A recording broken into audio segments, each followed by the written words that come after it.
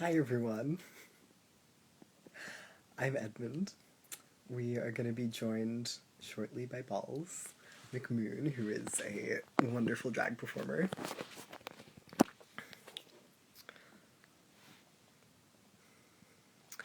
Hello, I'm Edmund. We're going to have a guest come on in a little bit, a wonderful drag performer named Ballz McMoon. But check out this new print that's coming very soon. I'm super psyched about it.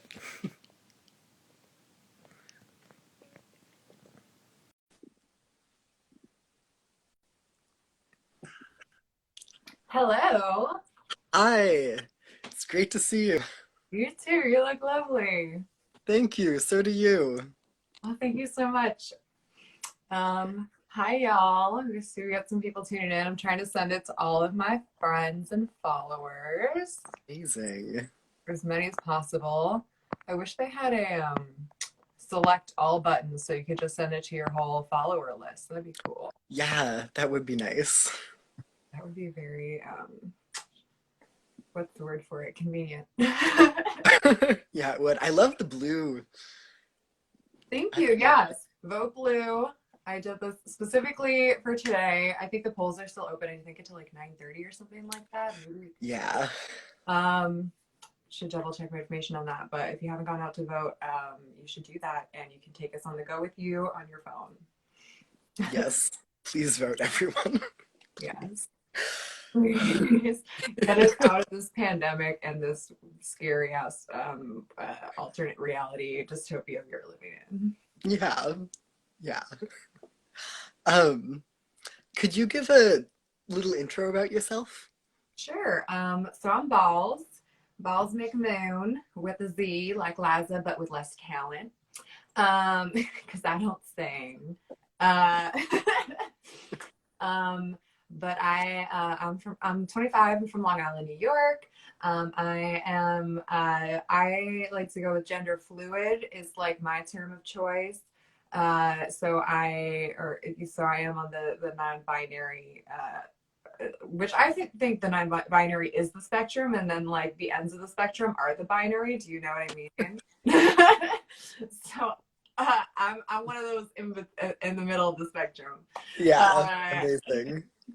so I go by they them pronouns out of drag. In drag, I do use she her. I think because I perform a lot of femininity, I've gotten comfortable with that. I got used to it. But I do also accept they them while I'm in drag. And I met Edmund. I was working at Lush in Union Square. Um, and we just happened to hit it off while we were looking through the bath bombs. And Edmund said, Yes. "Yes." Um, it came out that I was a drag queen, and Edmund was like, "Oh my god, no way! I actually make gender affirming apparel for drag performers and uh, for you know, the folks on the spectrum of gender identity." And I was like, oh, like that's rad. And also like tell me more about that. And they were showing me pictures of their felt packers, and the binders that they make, and the tucking panties. Yes. Oh wait, I brought mine too so you can see. Yay. Amazing. I love this little guy. Um, I gendered him as a man, but and then the binder, which I still wear, was literally just wearing the other day, which is one so comfortable, two I'm like sad. like literally I don't know how you got the idea to make these because binders for anybody who wears binders knows that they're like what's the word for it like usually they're like that plasticky material to like really compress your chest Yeah. down and it locks in all of the sweat and it makes it like super uncomfy and then but these are so breathable you can see like Yeah. yeah like Yeah, the compression is made of wool. So it's like natural material and it's like breathable and like sweat and odor repellent and yeah, all those good things. all those good things and they're so comfy and I'm, also yes and beautiful colors too. Oh, good. Um, could you I want to hear more about the like kind of drag that you do and like what your yeah, what sort of performances do you do and like um all that kind of all that jazz. Word. Okay. So when I first started to do drag, I wanted to do like, I don't know, I had ideas for like, I'm a playwright. So we talk about world building. Yes. So anytime I had an idea for a number, it was like a whole world with a different character. And so I started with like the first one I wanted to do was like a Sloppy Jane song, and it was about like eating disorders and stuff like that, and like so I wanted, and it's called Glitter Spit, and so I wanted to like I don't know I just like to get my hands dirty, and I like paint, and Yes. I like yeah, so I like wanted to like take that like that's my inspiration like for drag is like I like to like paint my face and make a mess of stuff and like draw attention to issues that matter to me as a queer person, as a woman, as a like a woman born person is what I usually say. I say woman with like an X because like, you know, like Yeah. that's my experience growing up as being treated as a woman. So I like still identify with Mhm. um Yeah. uh and so like uh so my drag deals a lot with like issues of like power imbalances in terms of the oppression of the binary and like the gender binary, and also talks about things like body issues and political issues, and that's like where my drag kind of comes from. Like one of the numbers that I want to competition with is about it's a song by Ida Maria called I Eat Boys Like You for Breakfast, and I took clips from a what's the word for it?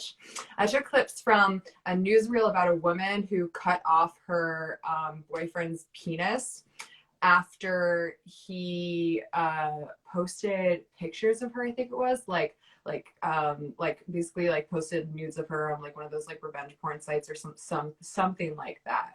Um, Wow. yeah, I was like, so I took clips from that story, and I took I Boys for Like You for Breakfast, and I got a silicone dildo prop, and I didn't want to. I thought about using this, and I didn't want to ruin it. Oh my I gosh. was like, this. I use this. This is practical. I use this to pack. Yeah. Um, so I got a silicone the penis, and I painted it with like red nail polish, and I made it. Amazing. Yeah, I made it look like it was cut off and turned into a hot dog, and I ate it on stage. It was great. Lovely. So Super that's fun. my drag in a nutshell. Is like I like to bring up issues like that and take it. So it's like stuff that's like really horrifying sometimes, and kind of make it kind of like campy. Like that's drag, I think. Like the fact that when I growing up, my parents expected me to make my face up all the time and be made up all the time, and then now I'm like, well, I am feminine to the extreme, and that's a little horrifying. People now pay me literally just to dress up as a quote unquote woman, and that's a little absurd. So Yeah. yeah. Um, what is it like being someone who is I think you used the word like gender fluid, like non-binary, like in the somewhere in the middle of of the ends of of gender. What is it like being like that in the drag scene? um it's interesting because like I have to tell you about one encounter that I had when I first started doing drag. Like I didn't even start like doing drag until I saw another AFAB, like assigned female at birth performer doing drag, and that's when I felt like, oh, like I can actually do this myself. Um, Yeah. and then I was in New York City, and I already performed a few times at this one bar, Pieces Club in New York City for Drag Wars, and I what's the word for it? I I was like outside of the bar or whatever in drag, and like most people couldn't clock me, so to speak. Like they couldn't tell Hmm. that I like what my gender was out of drag. Yeah. Um, which to me is pretty cool because that means like I'm, kind of like uh just like anybody else in the community, like I don't really get judged as like a whatever, like, Totally. yeah, like people take my drag for what it is and not necessarily think about me like, oh, like for a so and so doing drag, you're fine. Yeah. Yeah. Yeah. Um, so, but I was outside a club once, and then some guy was like, "Ooh, fishy," and it felt kind of like a threat. You know what I mean? Whereas like Yeah. a cis man doing drag, people are like, "Oh, you're fishy." Like, I'm sure that Mm. feels like really good for them because they're like, "I pass." And like for me, being someone who's like, I'm trying to pass as a drag queen, like, Yeah. it's kind of scary to have somebody like standing like across from you and being like fishy, and you're like, oh no, like are they gonna find out that I'm like not a Right. cis man? Yeah. Yeah. Yeah. Is that something that you've encountered often, like people in the drag scene and not being like super open to drag performers who are not like cis men out of drag? um like uh I haven't personally encountered anybody who was like, or like, you shouldn't be doing that, I know I've heard Yeah. horror stories, but I've been blessed not to have to experience that. But I have heard like whispers in the background, and like Hmm. people like friends of mine having my back and being like, yeah, like so and so was not happy about having, you know natural born women in the show or whatever. And I was like, Hmm. that's sad because you're missing out on Yeah. a lot of great friendships and a lot of great work and a lot of great artistry if you're going to exclude a whole facet or a whole faction of the drag community. Totally. Yeah. And like I'm not involved in the drag scene, so I don't know, but s- the impression that I have gotten is that it really you know originally has been a place for people to be able to like explore gender and like b- uh take on roles that aren't necessarily like what society expects. And I think it is you know interesting that then has like turned yeah, that it's sort of, I don't know what I guess I'm trying to say that No, like I think, not to assume, but I think what you're saying is about like it's frustrating because drag is about exploring the absurdity of gender expression, and yeah, and so like because that's how I've always felt, and like it shouldn't exclude anybody, and like nobody totally. understands the oppression and the absurdity of the struggle to perform femininity than those who are told they are meant to be feminine at birth. And Yes. right, like so, like why would you want to exclude us when like we're on the same page? We think it's ridiculous that like this is what I'm expected to look like every morning, like when I go out the door. When I just want to wash my face in the morning and be clean and let my hair be natural or put it up in a bun or shave it, whatever, and like go out the door with my muscle tank or my t-shirt and my jeans and like call it a day and be respected like everybody else. You know what I mean? Like it's absurd. Like Is, yeah, and especially in like a space for like yeah, for like exploring gender and exploring like gender expression and presentation. Why would you bar any gender from that space? right, You right. know? Like Right, because there's so many different genders, there's so many different ways to like express gender. I mean, we have yeah. like especially and we're like talking about gender and so if gender is just an expectation of how we're supposed to look or how we're supposed to paint ourselves or dress ourselves or something like that. Have you heard of the artists known as Materialis Ficalis, I think it is? No, I haven't. They're like an alien couple, and like they posted pictures previously of like their, like who they were naturally born as, I'm assuming, and they're just, Hmm. like straight cis looking people, and they paint themselves head to toe, and they wear like almost like those like Lady Gaga uh what's it called, not like anteater, do you know what I'm talking about, the like those heels that are like this, like, Oh yeah.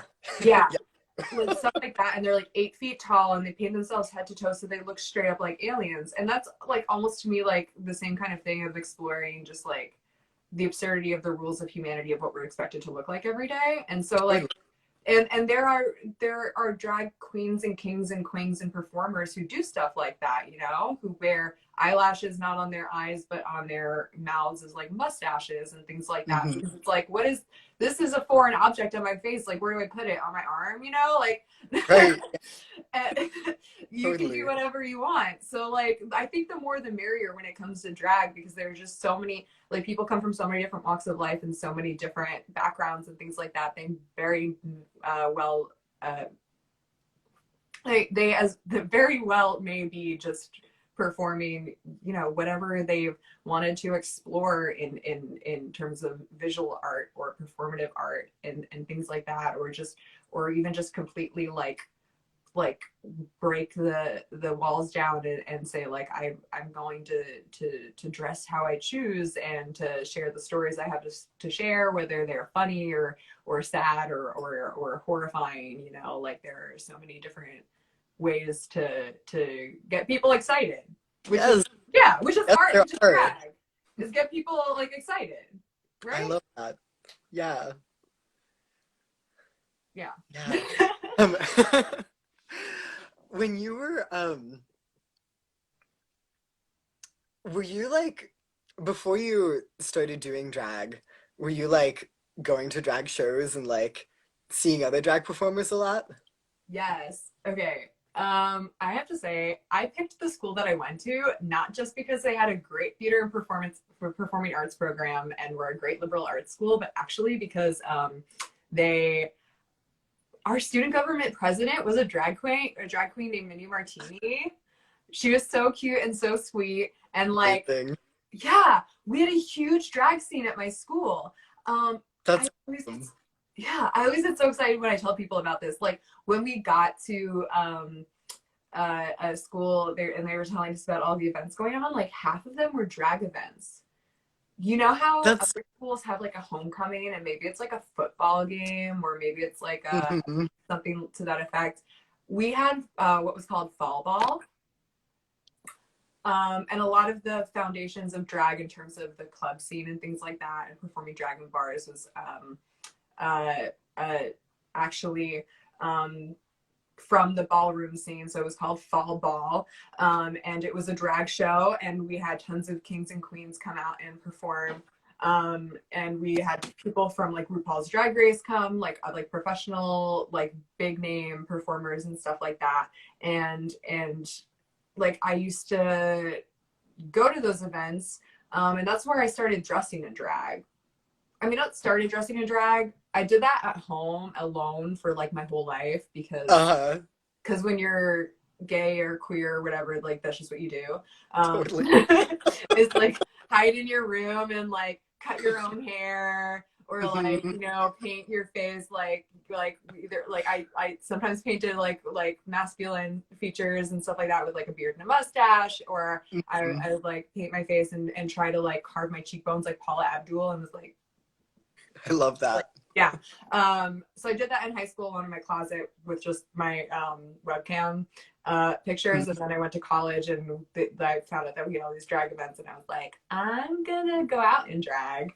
Um, yeah. So I that's sort of like, I really started going to drag shows and dressing up out in public and things like that. And I didn't perform really in college just because I was like trying to stick to schoolwork and like Yeah. doing plays and being an actor and things like that. And again, I didn't think as somebody who was like born, you know, check mark woman, female, that I could go and do drag because I wanted to dress feminine because I didn't really do that all the time in day-to-day life. Yeah. So so that's why I started like just going to shows and just like going to, you know, whatever. And then I went to um uh I found out that they had shows on Long Island where I lived at my parents' house, which is where I am right now. And so I started going to shows here. That's where I saw the only Labyrinth, who's one of my huge, like, biggest inspirations in drag, as a drag queen, period. Because Amazing. she just glows. Like, you should look her up. The only Labyrinth on Instagram. I think it's the underscore only underscore Labyrinth. She's really cool. An amazing dancer and lip syncer. And I saw her and a whole bunch of other really talented queens, and then I found it was like an open competition. I found one of my friends from high school who was doing drag there. Amazing. Yeah, so just like going out and just literally just like talking to people and wearing my like wearing my queer pride basically is how I found Yep. out about these things. So that's just a note to people of just being like if you're open and honest with people about like I'm queer, then you find other queer people, like you find your tribe, and then you find out about these amazing events and shows and things like that that happen, and you find Yes. these spaces, and you find people, and then you find opportunities like an open stage competition where you can just go and perform and like be your whole damn self and like let yourself shine and let people like get to see and explore your art and your perspective on gender and your Yes. experiences, you know. That is so beautiful and and powerful. I like it makes me so happy hearing like, you know, queer people talking about like finding like queer pride and acceptance and like queer family and all of that. Word. I love that. Word. Um, has has your like drag persona like changed over time? I think so. I still have my goal of what I want it to be and what I'm working toward. Of course there's a lot of stuff with like one, the pandemic, two, Yeah. um yeah, I mean, number one, the pandemic, Hmm. two, like resources and stuff like that. But also like I think I kind of like it's hard in the drag scene. Sometimes you fall into contact with the wrong people and like because it's so Mm, competitive and again as yeah. somebody who's like it's so funny when I think about this because I think about passing in terms of like we think about passing in terms of gender. Like if you're a trans person and you want to pass as you know as a like a cis man or a cis woman or something like that, Uh-huh. or even if you want to pass as like androgynous because you don't want people to know necessarily, you know, like Yeah. regardless, like um you like when you want to pass as a drag queen, like I definitely have got like been guilty of getting caught up in being like sometimes like, oh, like maybe I should pad because everybody else pads, even though from my experience when I Mm, padded, it threw off my proportions. And I was like, oh, yeah. like now my body looks weird. And also like then I had like a weird phase of like just like gender dysphoria in terms of just doing that. Totally. Yeah. Like I don't know, like I liked the feeling of the butt pads, and at the same time that I looked at my Hmm. proportions and I was like, I look so feminine. It makes me sad inside. Yeah. Yeah. I so, so yeah, I don't yeah. remember exactly what the question was, but yeah, it definitely like I mean, Uh, one brings up some like crazy feelings about gender, but two also like I definitely well, your question was how's my drag changed and like mhm.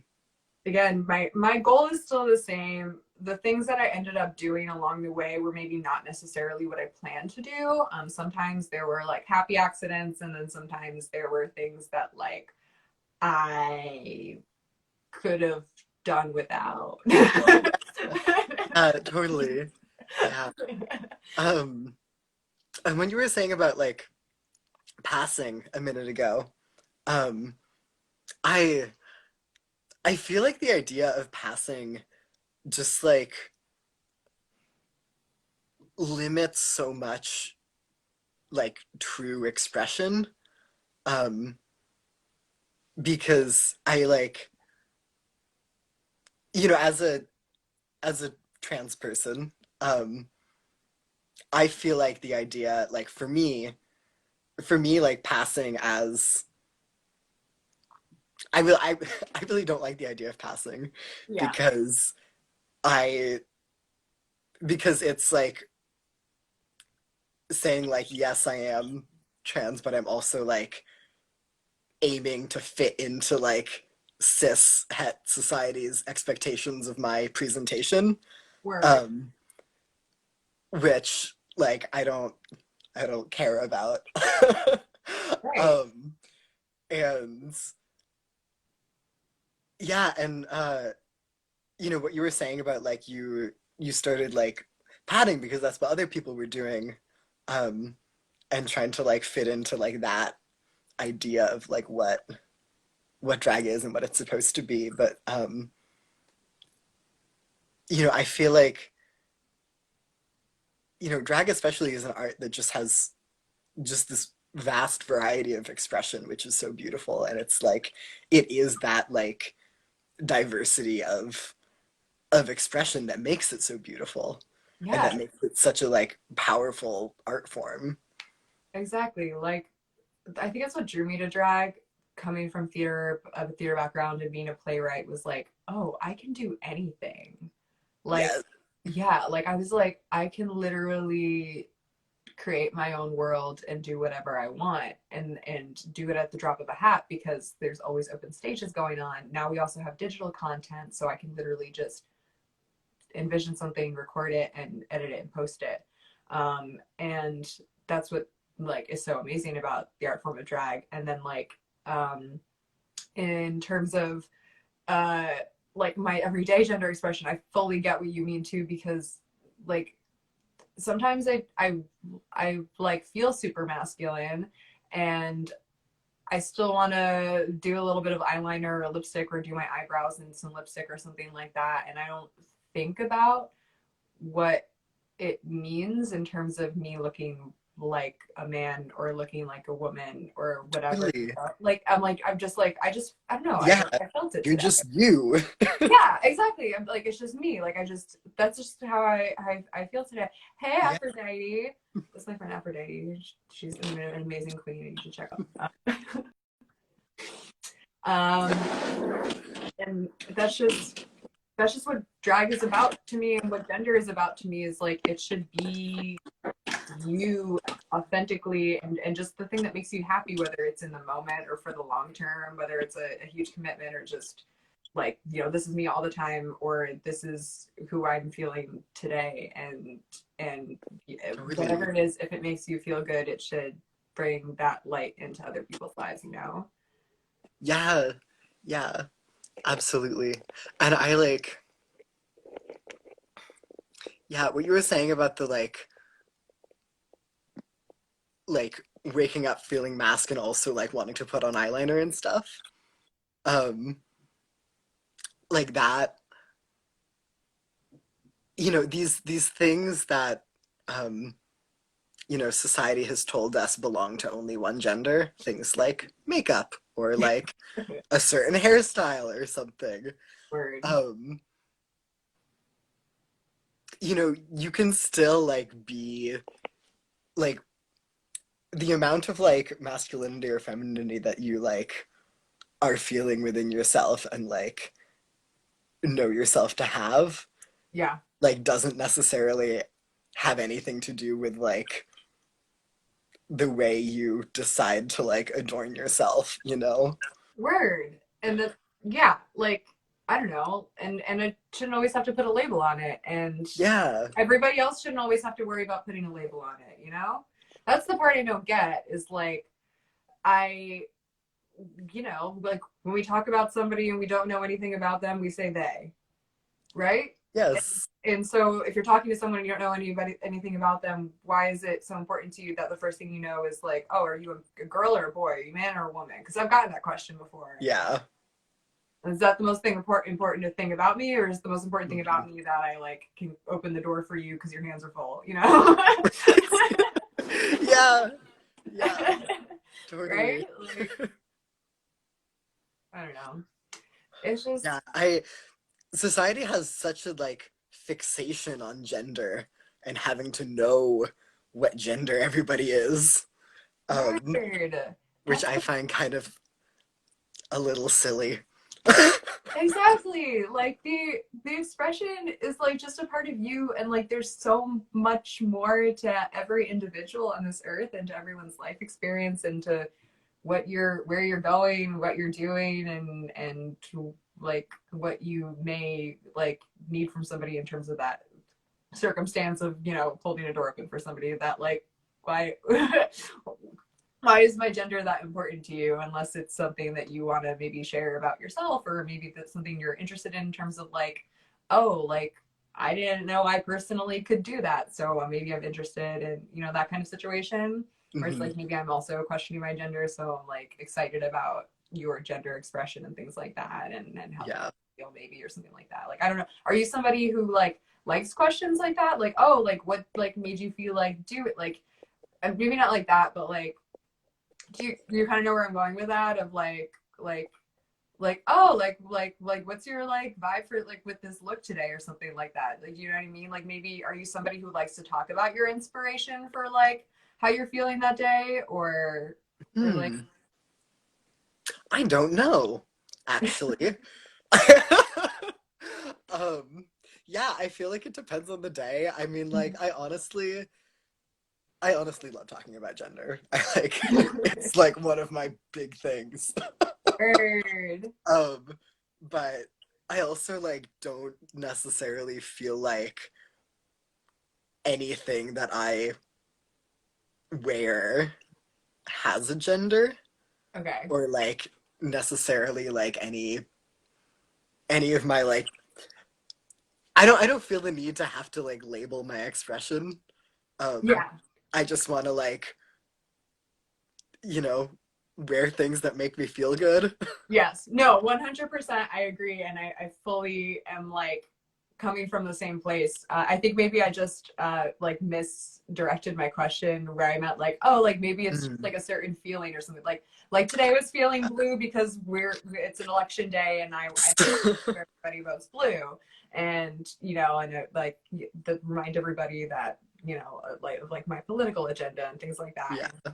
And or maybe it's because I just feel like a mermaid, or I'm sad or something like something like that. You know what I mean? Where it's like, Hmm. oh my eyebrows are thick today because I don't know, I was feeling thick eyebrows, or Love it. or you know like stuff like that, where it's Yeah.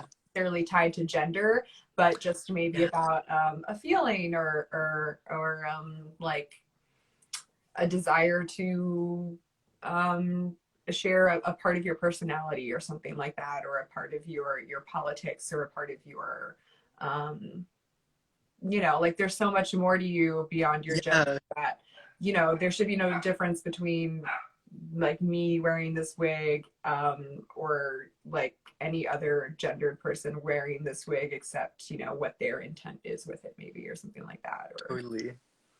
Yeah. yeah. Yeah. I I feel like I definitely do like have like moods or things that influence the the way I dress and like what I wanna like show and put out in the world. Yeah. I like going off of that, I'm like super, super excited about this new print that's coming. It's Yes. gonna be available soon. I It's am super so cool. psyched. It's giving me so much like queer joy. Can we get like a bigger frame of it? Because I want to see the whole thing. Yeah, it almost looks like at first, like I was thinking of like an abstract, like optical illusion thing, and now it kind of looks like circus tents, and I also really like that. Yes, yes, Cool. because this year has been such a circus. Word. Oh, My life is a circus as a drag queen. yeah, yeah. Speaking of like this year being a circus, Yes. how has COVID impacted your like drag life? I don't know. Okay. Positively, it has reinforced that I literally have no other like the most important thing or the most fun thing for me in life is painting my face. That's Yes. yeah, like that's my favorite thing to do. Like if I That's have so really great. nothing else to do, I'm like one thing will bring me happiness and contentment, and that is painting my face. Amazing. To do it. Good to And know it brings you joy. yeah, so it reiterated to me how important drag is, and self expression is to me in my life. Uh, So I also, so that helped me with my makeup skills. So that's a positive thing. Amazing. Um, Negatives are I have been hesitant to move back into the city. Um, Again, because of the pandemic and things like that. And so I've been looking for studio apartments and where I don't have roommates and things like that because I just Mhm. like that's a lot of variables. Yeah. Um, and yeah, because I'm kind of moved back to my parents' house on like accident. I did it like I left my apartment in the city and then I was like, oh, I'm going on a trip and then it's the holidays, so I'll be home for a month and then but like I think I Mhm. delayed too long. If I Yeah. had gotten an apartment sooner, but I was like, oh, like it's easy to get comfortable when you're back at your parents' house because you're like, oh, Yeah. like they cook like my meals for me and like Yeah. I hear you. uh, I hear you. and then all of a sudden it was March, and then like I was still driving back and forth to the city to do drag, and then the pandemic happened, and then I was like, oh shit, now Yeah. I'm here for a while.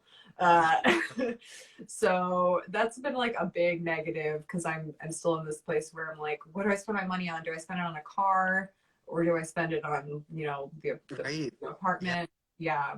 Um, so that's been a hard one in terms of the pandemic and the circus that is this weird alternate dystopian Totally. reality we were living in. Yeah. It's really Uh, wild. it's also like literally, I think it's just like it makes me crazy the more I think about it because I just look around and I'm like, this can't be real life. And then Right? I start like spiraling and I'm Just keeps having these getting like, crazier.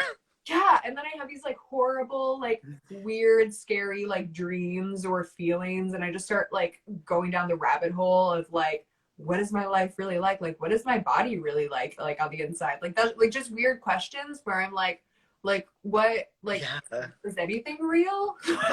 Because Who knows? like how does because how does this happen that like at a global level our society has yet to find a way to rid us of this disease when we have things like vaccines and things like that and Yeah. it's just like mind blowing to me because I'm like what reality is this where we're some a situation like this is allowed to continue and so anyway basically what I mean is like I feel like I've been living like every day in a horror story because like what else is there to think about it when I'm just like I need to indulge in more Netflix or something or positive things because I like Totally. I think Yeah. Thank Netflix is goodness for positive things. Thank goodness yeah for things that bring us joy, like painting your face and yeah like, don't get too oh locked yeah. inside of your brain because you'll go Yeah. crazy. Yeah. Yeah. I like I've been trying to be really intentional lately about like, seeking out things that I know bring me joy and Yeah. like committing to doing them because it is so important right now to like find joy where you can. Yeah. What are those things for you? Like, what has been keeping you afloat during this pandemic? Because I'd love to know. So I've been meditating a lot. I Yay. I've had a meditation practice that's been sort of like on and off for like the past like few years. Yeah. But Oh, wow. That's actually very on par with my situation where I go through very healthy periods where I yeah. do a lot of meditation and then I Hmm. stop and I remember that I should be meditating and it takes me so much work to do it. And then I do it and I'm like, oh, that actually felt really good. Yeah, yeah, yeah, totally. Yeah, I like that's that's what I've been doing for the past like, few years, but like just in the past like few weeks actually, Okay. I've been like meditating for like an hour every single morning, Okay. which is like new for me and has just been like completely changing my whole like mindset on life in a really positive way, which is nice. So I Word. like meditating. I've also been cooking. That brings me joy. Yes. I've been singing. That brings me joy too. Yes. Okay, Yeah. I've got more questions for you on that. I love hearing that. Yes. But my first question is like with meditation, do you use apps or do you set your own space? Like what's your Mm. meditation process? So I have like I am so lucky in that my um I have a backyard off of my apartment. And Beautiful. so yeah, and my room actually has the door to the backyard. So lucky me, I get it all to myself. Yes. So like I open my door, I like put a nice pillow down and like sit on it. I actually like make coffee, and my like meditation hour is also my coffee hour A word. in the morning. And so I just like sit on my cushion and Taking mental. watch the birds and like listen to the wind in the trees and count breaths. Oh, And word. it's lovely. That's beautiful. Counting breaths. That's good. Yeah, yeah. I count breaths in sets of 10. So Okay. like I'll count 10 breaths and then I'll like start over.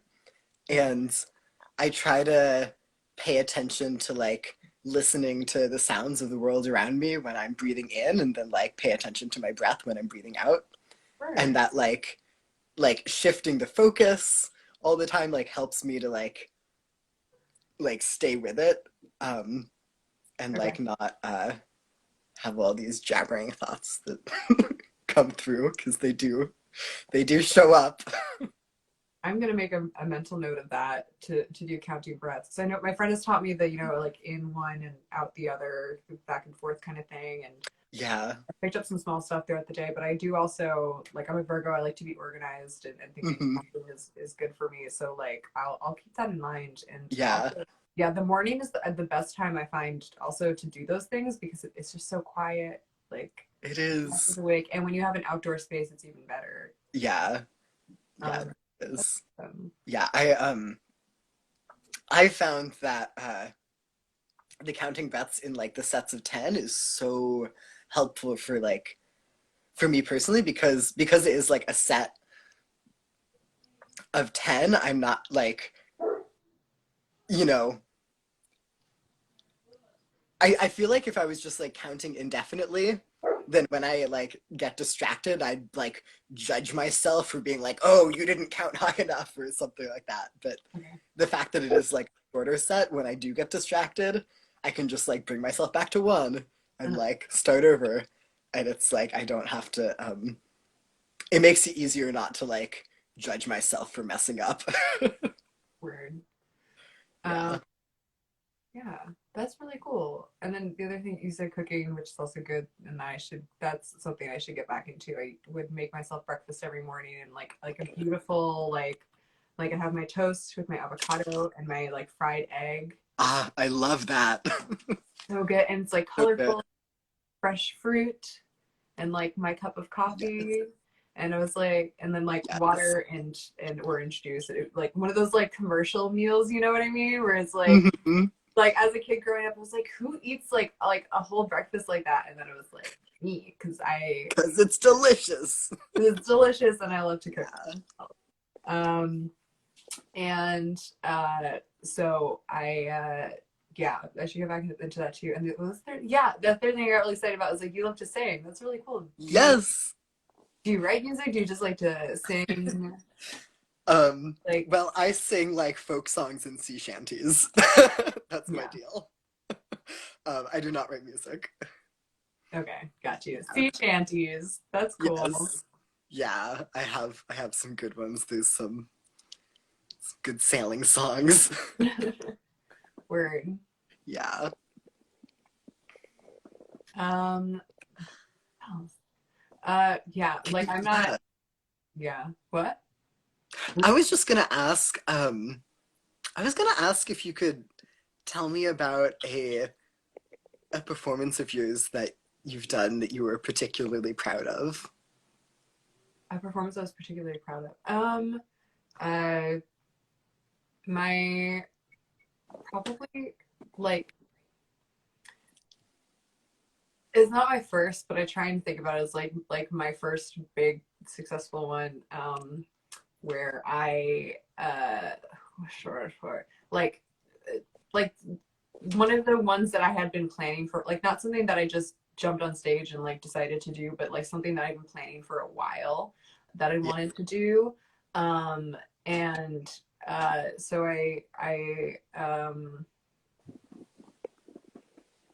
uh, sorry, again, No like worries. brain space fog, like I hear you. this pandemic is not good for my brain. Um, Yes. this like the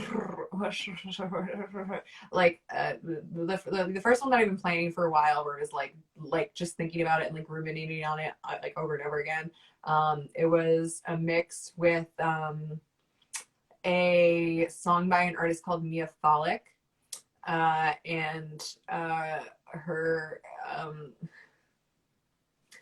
her sorry, I'm in this, like maybe I should just say, like I'm in this headspace where do you feel like sometimes like in Doctor Who there's this creature called the Absorbaloff, and I feel like I'm picking up like all of these like empathic feelings from all of these people across the world right now, and I'm just like, I think that's part of it too, is like Yes. we're all in this horrible experience together, and I feel like I'm just like Yeah. picking up all of these people's vibes, and I'm just like, I want to help and I don't know how.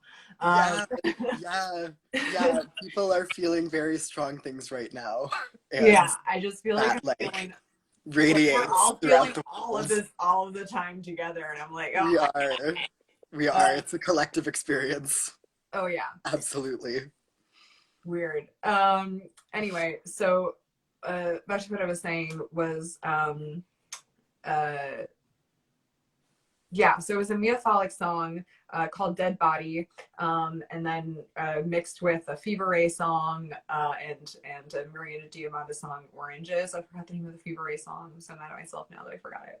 It's been a while since I did that number. And so the mix was about like uh, the character as a woman being like raped and trying to overcome that and survive and you know kind of like revive herself and strengthen herself after that. And so the story was like I painted myself head to toe with all of like natural colors, and I made a corset out of cardboard that looked like bark. Yeah. And I covered myself in trash bags and those like netted bags that like clementines and stuff come in. Yeah. And I wanted to make them fishnets, which I'll have to maybe do next time. But again, it was like my first number, and I'm not Mhm. really like great at sewing and stuff like that. I feel like it would be hard to make those into fishnets because they're not stretchy. Yeah. Yeah, that's what I was thinking about, but I was just like, maybe like, I don't know, I'll just figure out like maybe like a big like chunky kind of garter or something like that. Yeah. But anyway, so I covered myself in all this trash, and I was a tree, and I was painted like nature or whatever, and I had this big long black wig, and I was like the witch like coming up from the dead, and I love this image. yeah, dead body, and it was like me in the wind blowing over, and then I would peel away pieces of the bark corset that I velcroed on, and so they'd just be like flying away Oh my in the goodness. wind. And then the wig came off, and it was like short black curly bob, and then the corset Amazing. eventually all came off, and it was just me and my naked painted body. And then I go out into the audience to the Fever Ray song, and I invite the audience to pull the trash off of my body. So they pull off the trash bags and they pull off the debris. Wow. And I come back up on stage, and I pull out from like a brown paper bag like a single orange, and it's supposed to be me. And then Marina Diamandis' oranges come back. Oh, that's the Fever Ray song. It's like, oh, like, did you miss me? You know, like me, all my beautiful, colorful Mother Nature. And so I come back from Mhm. the dead debris of like being raped and ripped apart, and I start inviting people, like, you know, consent, like being like, would you help me out of this? Would you help me out of this? And Yeah. and then bring the like, now that you helped me out of this, I have all of these beautiful things to offer you, kind of thing. Like Oh, have you ever seen, I remember specifically in science class in high school, images of like an entire forest burned down, and then over periods of like 100 years or something, it's like the forest revived kind of thing. Mm-hmm. And so I was thinking of that, of like that just that a horrible feeling of being like stripped of everything you've known in life, and then and trying to rebuild yourself, and when you find the right people to help you do that, of just being like, now like thank you so much, and like this is what I have to give you now.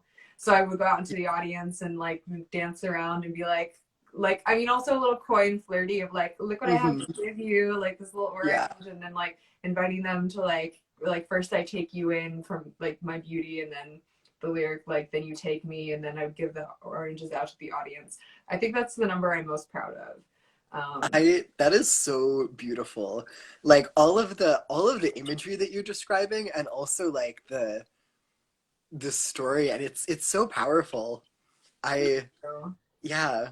Just like I mean I haven't even seen it, but just listening to it, I like where it moved me. It thank moved you. me. That is reassuring, because that's again like my life's work is like again being a playwright, and um my Yes. and being, again, building these worlds and building these stories and building these characters, and then using the skills that I've acquired and learned to bring people into that world, bring that story to life, and also hopefully inspire people to, if you're ever in a situation like that, to survive and overcome, and learn how to be yourself again, like, Mhm. and Yeah.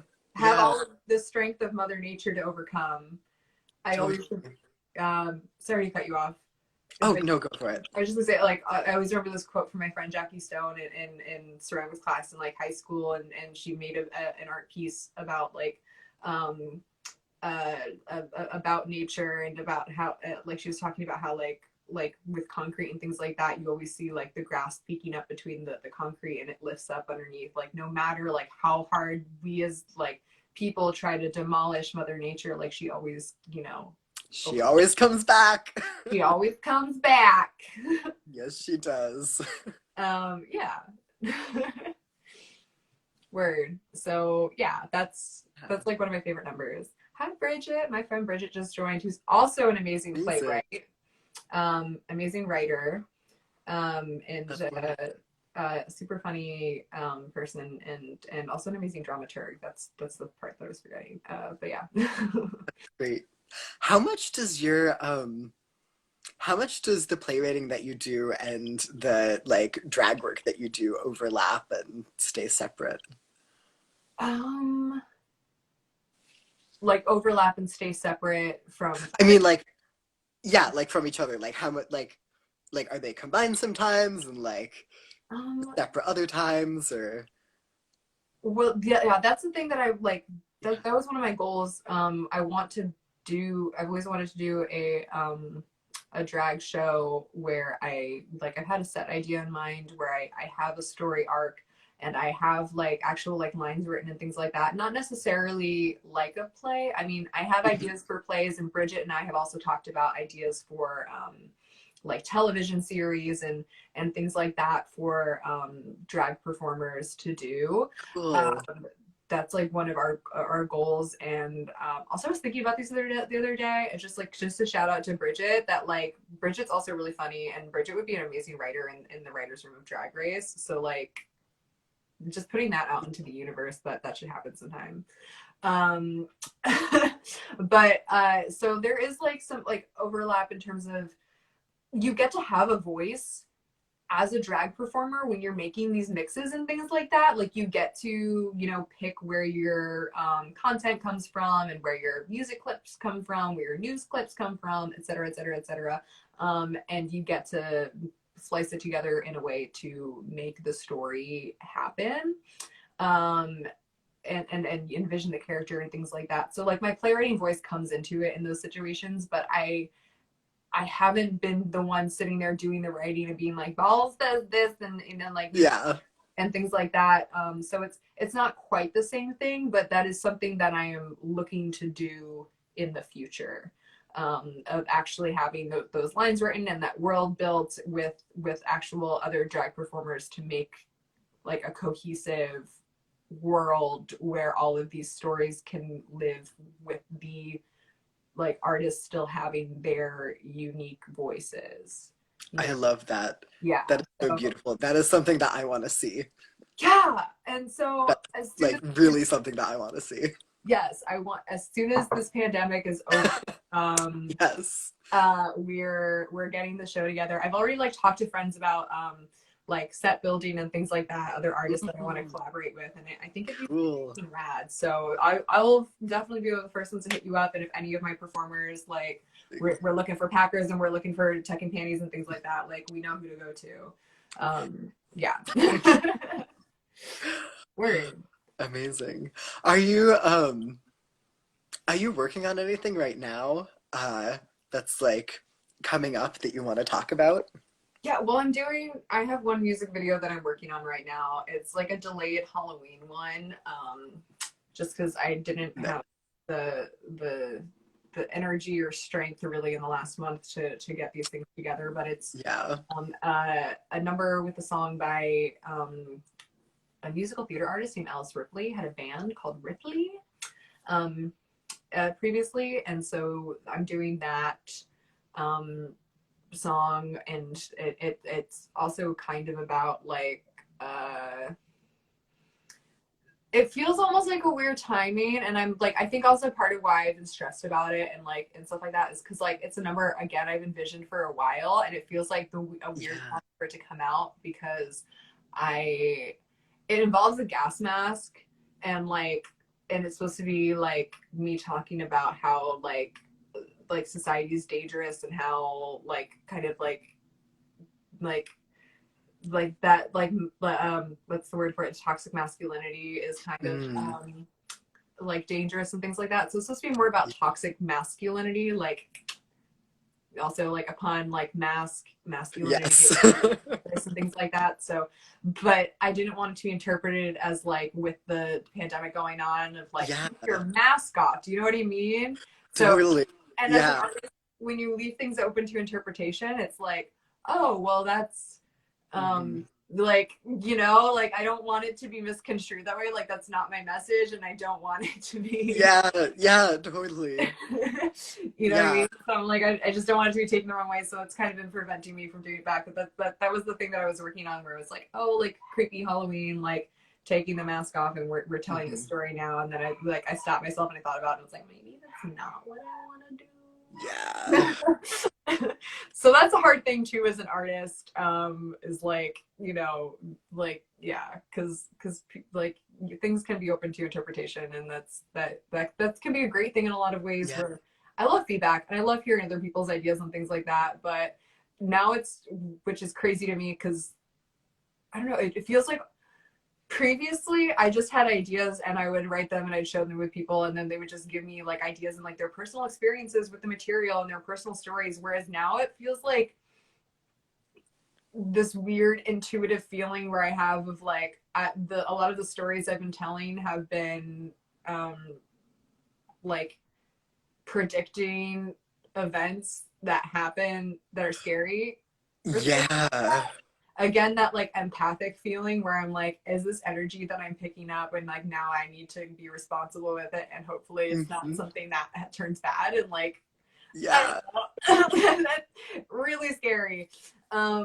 I don't know how to describe it, but it's just like where I'm like, yeah, like previously like my art was just art like any other art piece where you like you go, you observe it, you feel your stuff, and then Hmm.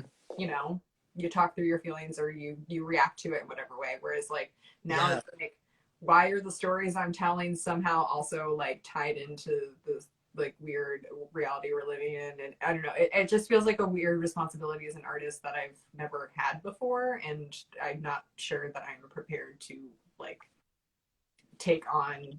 So I don't know. Yeah. Yeah. Yeah. It's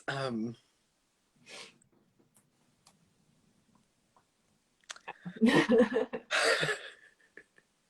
I don't yeah. know. Like, The yeah, because I have like, because your art for you is mhm. like I don't know, it like like would it like like your art, again, like in my Virgo mind is like very practical and things like that. Like it's still Mhm. 100% an art form and it serves a Yeah, purpose. And like that's how I always thought of my art too, where I was like my art serves a purpose because it helps me through catharsis or like it like totally. Yeah, express a feeling and get through an emotion or get through an experience or a relationship or something like that. Do you know what I mean? yeah. And And the art that you right. do is, oh, sorry, I'm interrupting you. No, no, no. Please finish your thought. Um, I was just gonna say that like another one of the ways that your art is really like useful is that it's political. right. Um, Like that is a purpose word. that it serves in the world that is valuable. Word. And that's yeah, and that's like what's like always been exciting to me about art is that it's like it serves a purpose in terms of it being political, and again, drag is like the front runners of the LGBTQ community and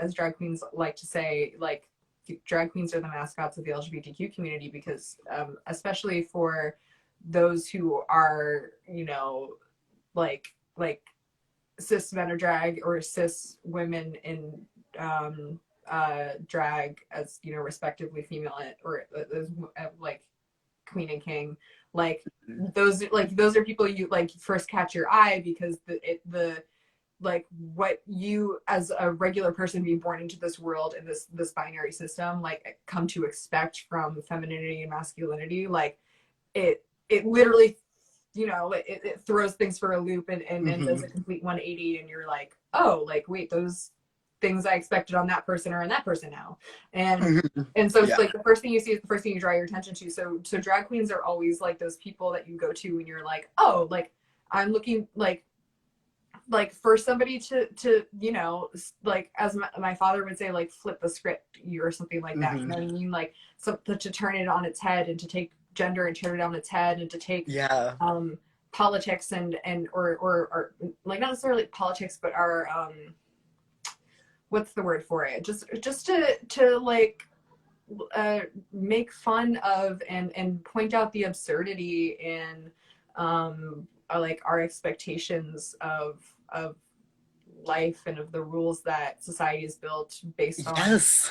based on our personal experience you know what I mean Yeah. um and to turn it into comedy um magic like horror uh Yeah.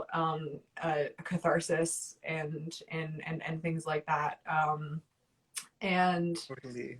yeah so that's always been my draw to art and like the value that I've seen in art and so it's a really cool thing and it's also a scary thing in terms of again feeling that weight and that responsibility whereas before it was like I feel like I was just doing it for me and Hmm. hoping to find other people who relate to that experience whereas now I'm like Yeah. why am I in a situation where I feel like I'm being told to speak for a lot of people, which was Yeah. not something I ever asked for and I'm 100% not equipped for because it's not Totally. anything I signed up for. Like, you know what I mean? Yeah. I'm like, and that sounds crazy to say where I'm like, I'm a small person with like a few hundred followers. I'm not like a big name at all. But at the same time, it's still like, I don't, I don't know, like, I want to do these things for myself. I don't ever try and go out of my way to tell somebody else's story. You know what I mean? Like, Totally. Yeah, but like you telling your own story and like being like, you know, authentic and all of that is like that is powerful and that is valuable and like people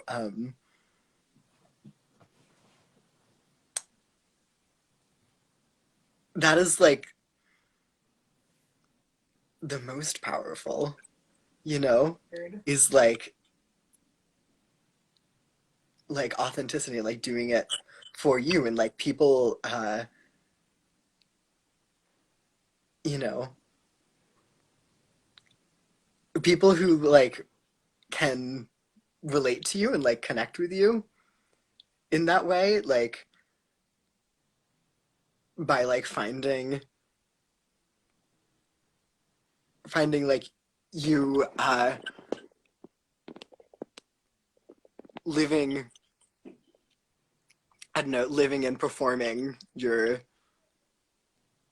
own truth for you is like that is powerful. It Word. doesn't have to be anything else. Yeah, I guess that's just the thing No. is like feeling like maybe at this point I'm not fully living my truth because again, it's not what I imagined Yeah, necessarily, and it's not the audience necessarily was anticipating, or not totally. necessarily how I was planning to share it, or how, I don't know. Everything Yeah. feels kind of, as my mother would say, up in the air, and I feel Yeah. like being told to be somebody that I'm not, and being sometimes punished for the person that I am or the stories that I want to tell, even though it's like, I don't know. Like I will just I don't know. I mean, which again is that power thing about like being as you were saying, like that power in being able to sort of speak your political beliefs, or being able to draw attention to these things, but at the same time, Yeah. I don't know, drag queens have been able to do that for centuries, and at Yes. what cost, I don't know. I mean, a lot of sacrifices, 100%, but again, it's just I don't know. uh, Yeah. it just feels like everything's come like been in bad timing in my life in the last couple of years, and I'm like, like I was so ready to start drag when I went to start drag, and then life for whatever reason um, threw some huge setbacks my way that I wasn't Yeah. expecting, and that I still fully don't believe that I earned in this life. And it's just kind of made me feel pretty like mental, and or like kind of um I don't know, just frustrated, and I'm again, sure it's frustrating. It yeah, is. it's just I'm like, Yeah. because it doesn't feel like me at all. Like Yeah. again is crazy to me, where I'm like the I don't know. It's frustrating to see other people tell stories the same way that I've been trying to tell stories and succeed, and then for me to Mhm. be suddenly like I'm ready to share with the world the things that make me happy, and the light that I have to shine on you all, the way that I see light in so many other people's and individuals and artists' lives, and then to be like pulled back and be like, are you sure you want to do that? And I'm like, but why? I wasn't doubting myself before. Why should I have to doubt myself now?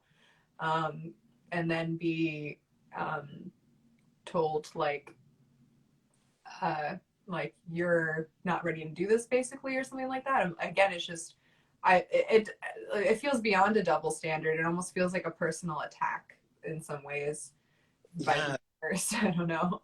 Like again, to see so many people succeed with stories that are their own or aren't their own, or a little bit of both, hiding behind characters, or telling fully their own authentic tale. Like they're becoming more like I don't know, like, and to people see people celebrated for that, and then I'm like, I studied the same things that you did, the same way that you did. I earned And all of the not same tools. celebrate. I earned Yeah. all of the same resources. Why Yeah. am I being picked on? Sort of not picked on. That sounds so childish. I don't know why I use that language, but why am I being almost targeted in this way of like, you Yeah. can sort of like share the stories, but you're like, you may or may not find the same success as those people, despite however work you put into it. I don't know. Like Yeah. it's like it makes me sad and frustrated, because then I see like my friends around me who are also like even way more talented than I am, and way more hardworking than I am, and even less not a lot of the same privileges in life that I am, and doing way more amazing work. And I'm like I don't know, it's just like where like when is there going to be room for us, like Right. like Yeah. I wish there was room for like all of us, like There should be. There should be, and There again, it should makes me be. There sad that really there should be. isn't, and it makes me sad to think that I feel, I don't know, very, very far away from myself and away from the artist that I was when I started out. And Yeah. again, like, I don't know.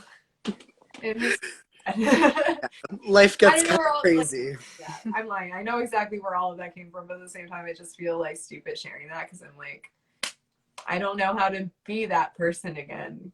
Yeah, yeah, I don't. Yeah. I mean, like, life is crazy. You get what you get. That's the thing though. Like I don't it doesn't make sense to me. Like people always say like you get what you get and I understood that for so long and Mm, then until I got something that came way out of I wish I could say left field, but I still like am seeing it on my right. And like and at the same time it's something that I was like I don't know, like it just didn't like it made too much sense to me for it to make sense. Like no, it's not what I was gonna say. Sorry. Something distracted me. no A worries. thought in my brain distracted me. But like again, like I was always the person who was like, yeah, I get it. I get what I get and I don't get upset and like I do when I feel crossed, you know, like a partner cheats on you or something like that, like everybody Hmm. would. Or in my case, the way I always said it was like my friend cheated on me with my partner at the time because like my friends come Hmm. first. Um, Yeah. and and and to go from being like somebody who's very easily like I accept this, I just kind of kept going with the flow and I was like okay, I'm being told this one thing where like I have like like this like just trusting people and trusting the process and constantly being like okay, I accept this, okay, I accept this, like I just kept accepting things onto my plate and not Hmm. necessarily onto my plate, like just accepting that like life is telling me okay, I'm this person, okay, I'm going this way, okay, I have to face this new challenge, okay, I have to face this new challenge, Uh-huh. oh okay, this challenge is actually that challenge is actually more challenging and you thought, and what you thought is actually real, oh wait, no it's not, like just I It just feel gets like really overwhelming. it feels very overwhelming because it feels like it's constantly changing and I don't know, I can't get my feet on the floor and get grounded in whatever this situation is because it's just constantly being, I don't know, it feels like being stuck upside down on a roller coaster or something, which is not a situation I've ever been in, but what I would imagine it to be like would be Yeah. like at a theme park and being stuck upside down, like with all the blood rushing to your head, kind of feeling of like I'm just hanging here and I don't know, like ways Totally. to get me down. Yeah. Yeah. And like, um, yeah, life gets really crazy like that sometimes, especially like now with like everything that's going on in the world. And I feel like there's this like, I don't know, this like societal pressure to like,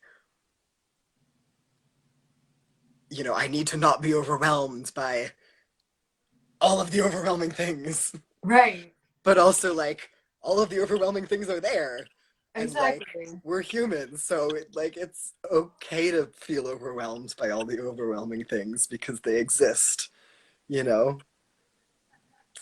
Yeah, it's just yeah, it's scary and it is overwhelming. Like when people keep telling you like and I keep going to the right resources and things like that and then I just keep getting the same answers that I expect every time and I keep again being like okay, like deep breath, I trust the process, I'm going to go to a new resource, Hmm. and it's and just this inner knowing of like I know in my soul that everything that's happening right now is wrong and I want in my heart and my soul and my feelings and my brain to make it right, and I don't know what to do that. I don't know my personal power as a single individual, as one drag queen with 755 followers, like how to make that happen. Like how do I Yeah. how what is what is my role in this scenario based on the information that the world is giving me, that the people around me are giving me, that like my feelings are telling me, that my inner Yeah.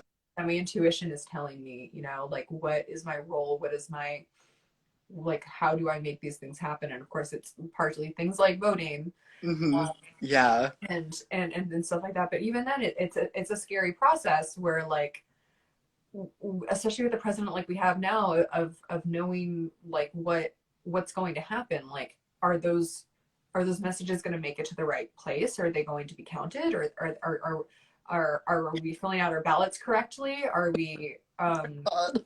literally all of it is so scary to me because when I It got my is. thing in the mail, it because I said I was going to be out of town because I wasn't sure if I was moving yet or not. So I sent it to myself in the mail, and the inner envelope said to take my ballot and put it in the internal the ballot envelope or something like to that effect, Hmm. and then mail it.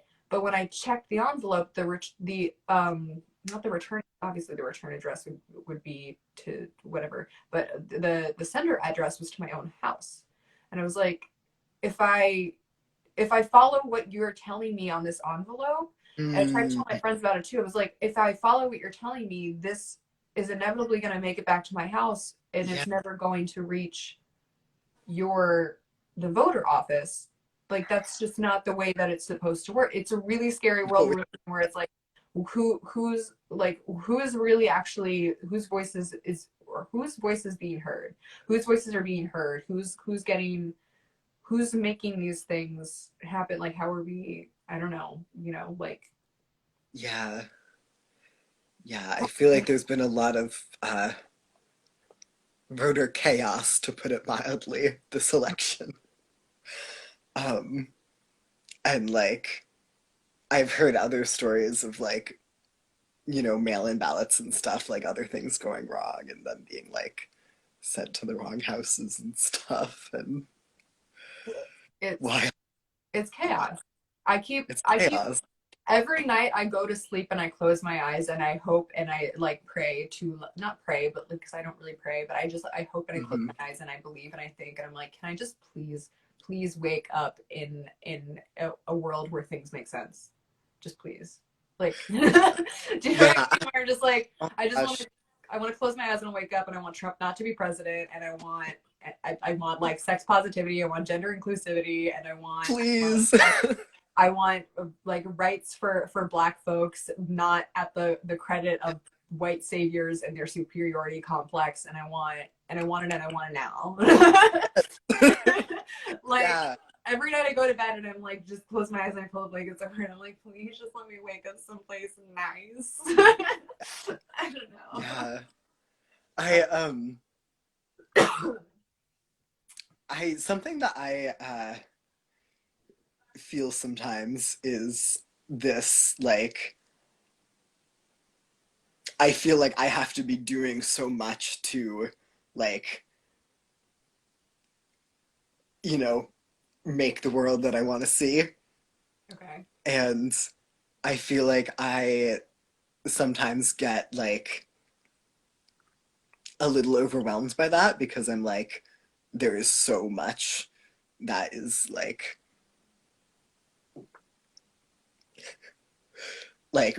really wildly chaotic and like harmful in the world, and I want to fix all of it. Um, and I feel like something that I've been having to remind myself a lot lately is that like we're all in this fight together, and like Yeah. different people can work on different things, and we can like all move towards creating this like positive world collectively. Um, and that like remembering that and remembering that like there are other people who are also working towards this like positive future that I want to see, Yeah. and like feeling like I'm not alone in that fight has been really helping me to be able to like, you know, do the work that I do best. Um, Mhm. which is like the, like gender education work and like teaching gardening and stuff like that, and like the queer fashion, and like that's like I feel like for me feeling like yeah, like there's like a lot of us that are all like working towards this together is making me feel a little less like pressure on myself to have to like save the world alone, Yeah. you know? Yeah, that's just the crisis, is it feels very much like, almost like, sometimes I think about it and I'm like, this weird feeling of like we're all in like our own separate cells, kind of like experiencing at varying levels this the overwhelming trauma of being the gods, or so to speak, or the superheroes or villains of our own stories, like we're all living the same life in different little like blocks of time and space or something like Mm. that. Like like the impact of everything that has happened, especially in the last few years, especially since Trump has become president, but like especially the last like year and a half or so. It just feels like the impacts feel so overwhelming that it's like this very at once collective experience that is yet also very isolating, you know? Absolutely. And the fact that like we're in a pandemic and like physically isolating doesn't help with that either. I know. Um, yeah, yeah. Like actually not being able to like physically see and like spend time with like friends is Yeah, I miss my friends. I miss like dog yeah. sitting for them. I miss going to get like Yes. just Oh, going for love dog. walks and laughing and about nothing, and about dreaming up possibilities of what could be in our reality, or our art or whatever, and eating Indian food and just hanging out playing Mario Kart. Like I miss it. Yes. I miss Yes. hugs. Oh my gosh.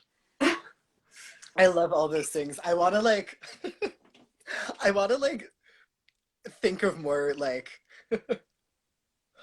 those things that you were listing off just like made me really happy because Yeah. I'm like, oh, I love all those things. Oh my And I God. want to like find more positive things that I love. Right. I And then it makes you want to go out and just do them. yeah, One of the yeah. one of the best investments I made since the pandemic, which is something I think most people have done, is get a Nintendo Switch. Do you have one?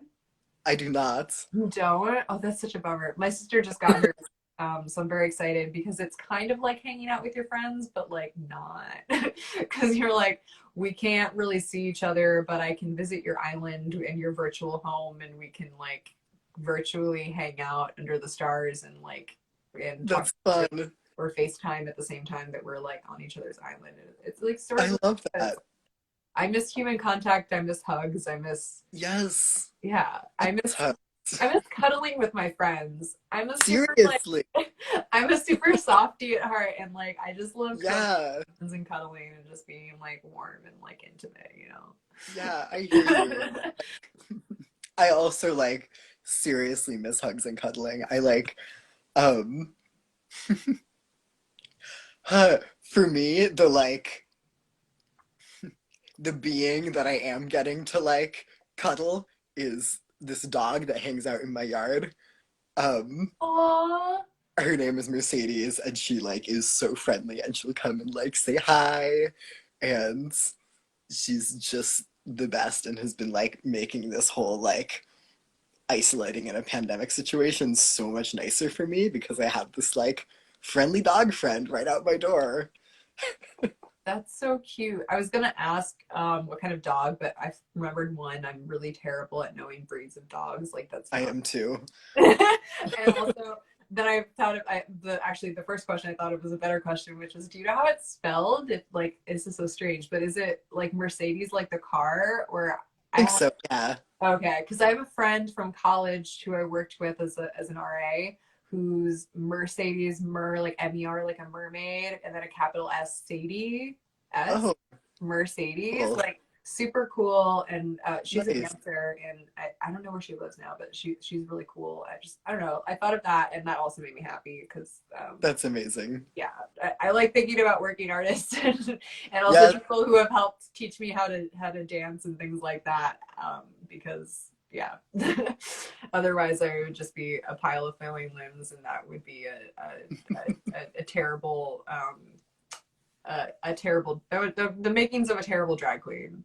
Well, not necessarily. I mean, there's so many different kinds of drag, and there are so many different ways to There's so many different kinds there's of so many drag. different ways to perform flailing limbs. But like, Yeah. for my Virgo ass that wants to be like this, again, the story that I was telling before of like everything has its purpose and its movement, and everything must be Hmm. perfect, so that nothing is left to interpretation. Yeah. Then that like for me that makes me crazy, where I'm like, I need to know how to move all of my limbs in time and space at all of the time, and it must be perfect. Yes. And yeah. Yeah. Yeah. Have you, in your own experience doing drag, have you like experimented with like different kinds of performance? Yeah, I mean, so that one that I described before is obviously a much more like serious like art piece, like, you know. Hmm. And then the one about the woman who cuts her boyfriend's penis off, even though it's a horrific story in actuality of one, the trauma of having your sex life like exploited like that, and then two, the trauma of the I mean, like when I make jokes and stuff like that, where I'm like all cis men should be castrated, I'm like, I obviously don't really mean that. Like, but what it comes out of the frustration of being born a cis woman and being and not Yeah. and seeing so many cis men get away with the shit that they do, and being like, well, if the system's not going to give us our justice, then it's we got to take it into our own hands. Like, you know what I mean? Like, Mm. so for me, that's a more comedic piece, and I think the audience's response like validated that too, where they were Yeah. like everyone was having a good time. Again, I was in a room full of drag queens who like dick, and like they were laughing and having a good Mhm. time. So that was more of a comedic. Great. Um, and then like my friends and I, Shay They, who's a really cool drag queen, like their drag debut, we did a cabaret number. So again, I'm a theater geek. We come from musical theater background, so we did some like campy, fun, like Love uh, it. musical theater stuff. That's just like like yeah, like just like, straightforward musical theater. So like, which is always a good time. And sometimes you just because if you want to be a drag queen professionally, like you just do you get stressed out and you're like, I want to do a show, or I need to do a show, and like you think about it, and I'm like for me, I'm like, when I was growing up, I just used to stand there and like not stand there, but I used to dance around and lip sync to one song straight through. So I guess I might as well show up to a club and just do like a song straight through Hmm. that I enjoy, and just dance to and have Yeah. time, and do like a throwback like Avril Lavigne, or like or Hmm. Papa Roach's Scars, or something like that. Yeah. And then blah, blah, blah, blah, blah. What else? What else have I done? Like I don't know, like oh, and then the Sloppy Jane stuff, which is more like punk rock, Mm. uh like Sludge Mountain, and things like that, where again like I'd like to I like to get dirty, and I like to cover myself in paint and blood and things like that. And Sludge Mountain, did you call it? well, one of the songs is called Sludge Mountain. Sludge Mountain. I Sludge haven't heard of that, but what a name. Right? Like they're also just words that feel good in your mouth. Like that's what I love about Sloppy Jane is like, one, the Yeah. band name sounds good in your mouth. It feels like all the satisfaction of like sinking your teeth in your mouth into like a really good sloppy Joe or sloppy Jane if you're a vegan or Uh-huh. vegetarian. Um and and like it just the music is so bizarre and absurd and surreal, but then like but every like note and beat and song lyric is so specific and so like perfectly executed that again it's that feeling that like just makes like my soul like feel alive, that of that feeling of like like building a whole world where you're like stepping into a song and you're like, whoa, I live here now, at least for a few minutes. You know what I mean? Yeah. So that's what I love. I love doing Sloppy Jane stuff and things like that. And like, because it's also a really good thing to set a story to, like, where you're like, well, here's the world. Now who's the character and what's the scenario? Mm-hmm. So to bring this conversation back to gender, one of the numbers I've done that I've won with a competition in the city was a what was it? The theme was childhood. So for me, I wanted to talk about puberty.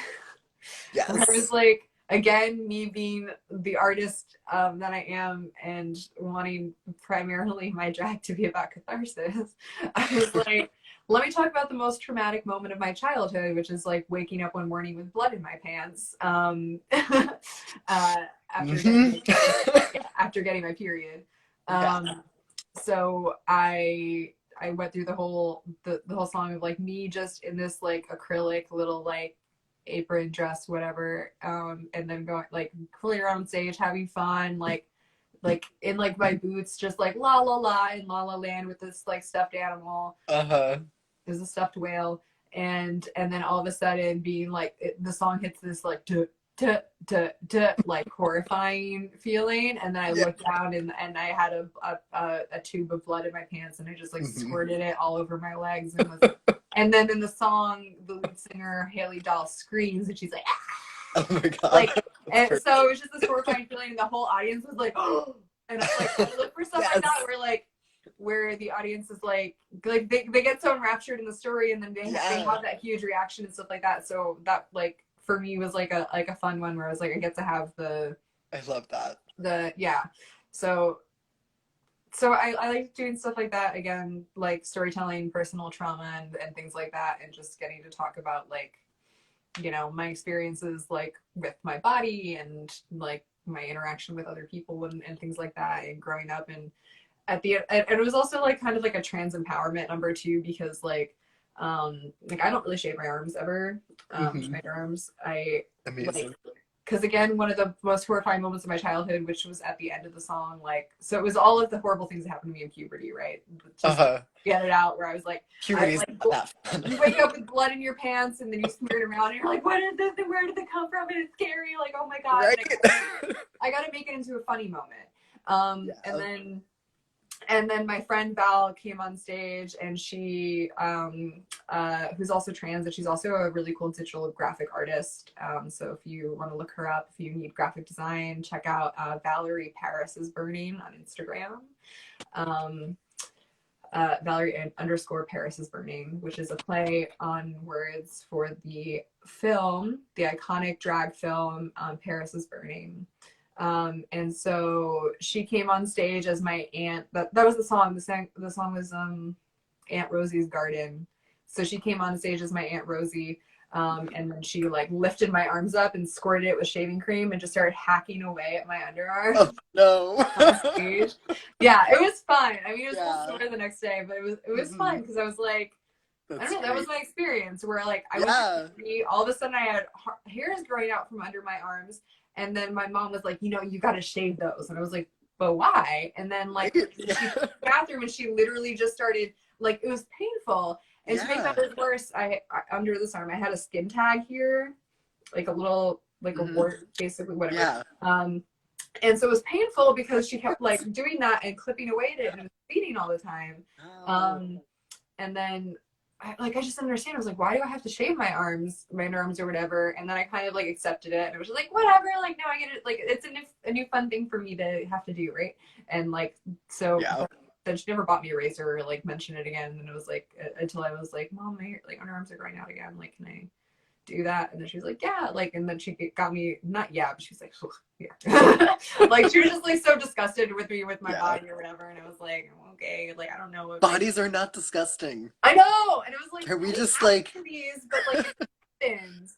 And so she gave me a razor, and I started shaving whatever. And the thing is, your like whole body is covered in hair. If you really look at it, like, I mean, maybe Yeah. not everybody's body, but when I look at it, I'm like, I still see tiny hairs like here on my hands too. Like there's Yeah. hair all over your body. So the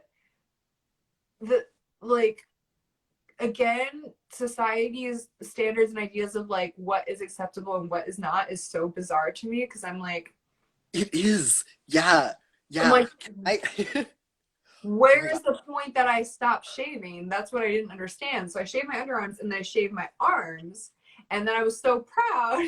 And I walked into my mom and I was like, Mom, look, I shaved my arms. And then she was like, why would you do that? And then I was like, I wasn't supposed to do that. Oh And my like I gosh. shaved like my whole legs all the way up my Yeah. thighs or whatever. And she was like, no, you're just supposed to shave like under your arms and stuff like that. And I was like, I didn't like obviously like I was like what, like 10 years old or something like that. I was like, I didn't know. Like, Yeah. who Yeah. makes these rules? I want to geek out with you about the history of body hair removal for a minute. Okay, please do. Um, because so one of the things that I've like done research on is the history of gender Okay. and specifically the impact the colonization has had on gender. Okay. Yeah. Um, and one of those things was so in the like 19th century, there was this like big push for the like creation of the gender binary, essentially, um, which was created by like 19th century white racist scientists as a Okay. means of like saying like Western culture is like, you know, better than any other culture because we're the only ones that can uphold the gender binary. Uh, and so then they like started to, um, you know, Western society started like policing uh, the gender binary like much more rigidly and like enforcing that. And like fashion changed because before fashion was not divided by gender as much. It was divided by like class and profession and like religion and all those things. But then with this like creation of the binary sex system, um, Mhm. like fashion got really divided, and also um, there started to be this like much higher expectations on and like guidelines on the way like women maintained their bodies and appearances. Um, and one of those ways was body hair removal, um, as a means of as like it's really like, you know, comes out of racism Yeah. and like showing like, you know, white people and like Western culture is like, you know, it was really a means of showing like,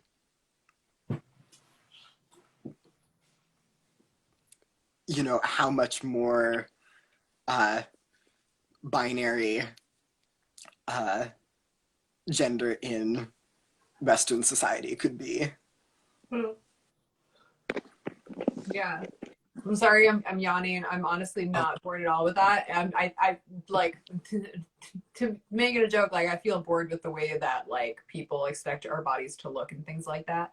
But that is super interesting to me, but 100% not surprising because of like how much of an impact colonialism has had on our self-expression and our not just self-expression, but our like gender expression and also our expectations for like not expectations. What was I gonna say?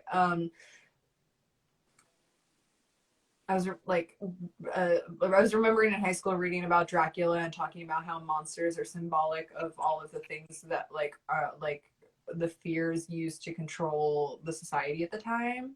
So yeah. we were reading Dracula and we were talking about how the vampire is there as a symbol of like, you know, raping women and or like how sex was very taboo and at the time and things like that, and like how Dracula was basically like, you know, like sex is like, you know, like it was just very anti-sex Mm-hmm. positivity, and the entire like, because that whole period, what was I thinking? Not Elizabethan. It wasn't the Elizabethan era, was it? Was it I, the, I don't know. remember? Um, brain stuff. What happened to all of the things that I learned in life? Like, Just I feel stop. like someone cracked my brain open and then went, Uh, "What are you gonna do now, Alex? Everything you learned and thought about all of the time for like, I don't know, how like 20 something years of your life are gone out the window in the trash." I'm like, cool, thanks. mm-hmm. But it was about like that whole era of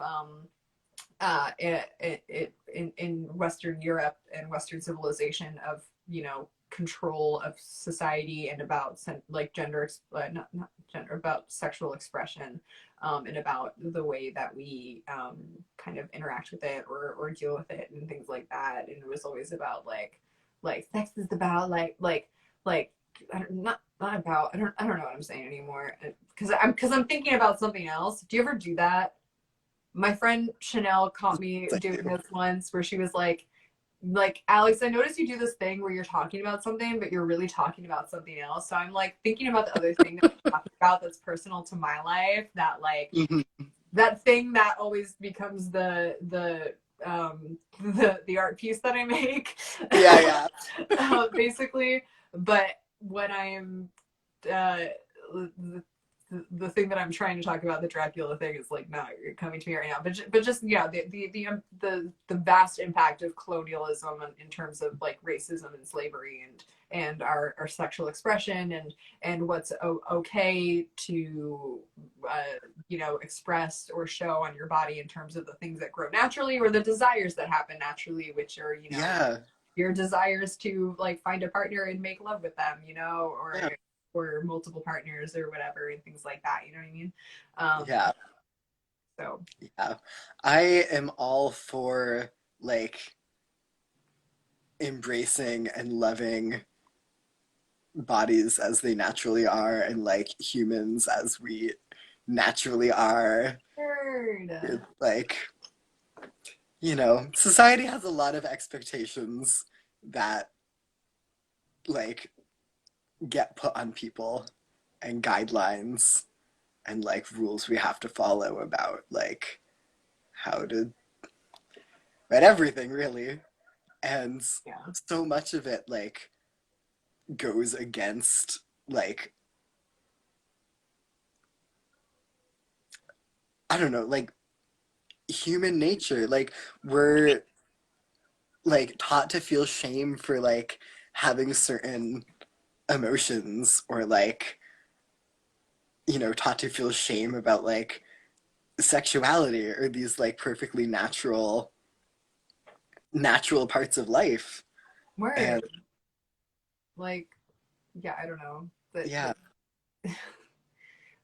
Which also like to me it goes further than that, like in terms of just like what is natural, because you know, to a lot of people, being trans and going against the binary or against maybe what grows naturally in your body or not, like can be for a lot of people an unnatural thing. But at the same time, it's like so much of what exists in our world, like our technology and things like that, is unnatural, but we accept it.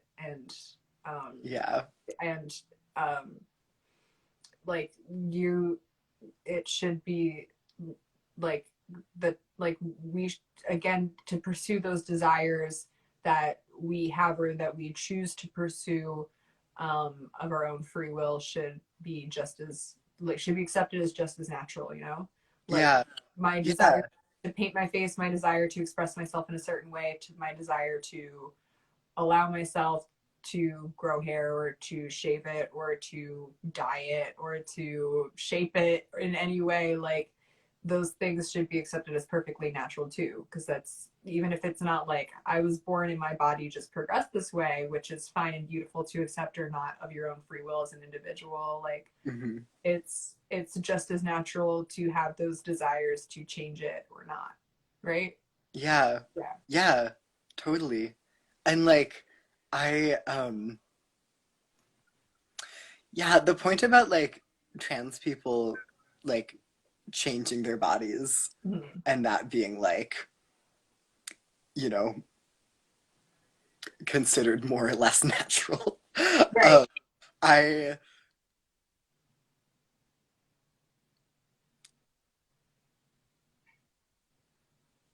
I feel like um, you know, the gender that people the experience that people have with gender um, is real and true. And like whatever experience somebody is having, like trans or not, their experience with gender is real and true. And um I feel like a lot of the there's this I feel like a lot of the reason why some trans people are like driven to change their bodies physically is because of the way that society reacts to them, Mhm. um, and feeling like, I will only ever be seen as the person that I am if I look this way, you know? Um, and it not always being about, and like sometimes it is about like, I really want my body to look like this, Mhm. like for me, you know?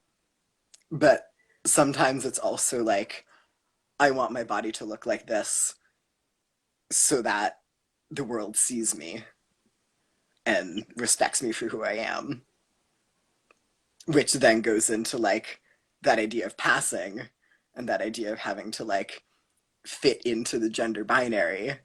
Right. Um, and so I don't know, I kind of wish that we could like,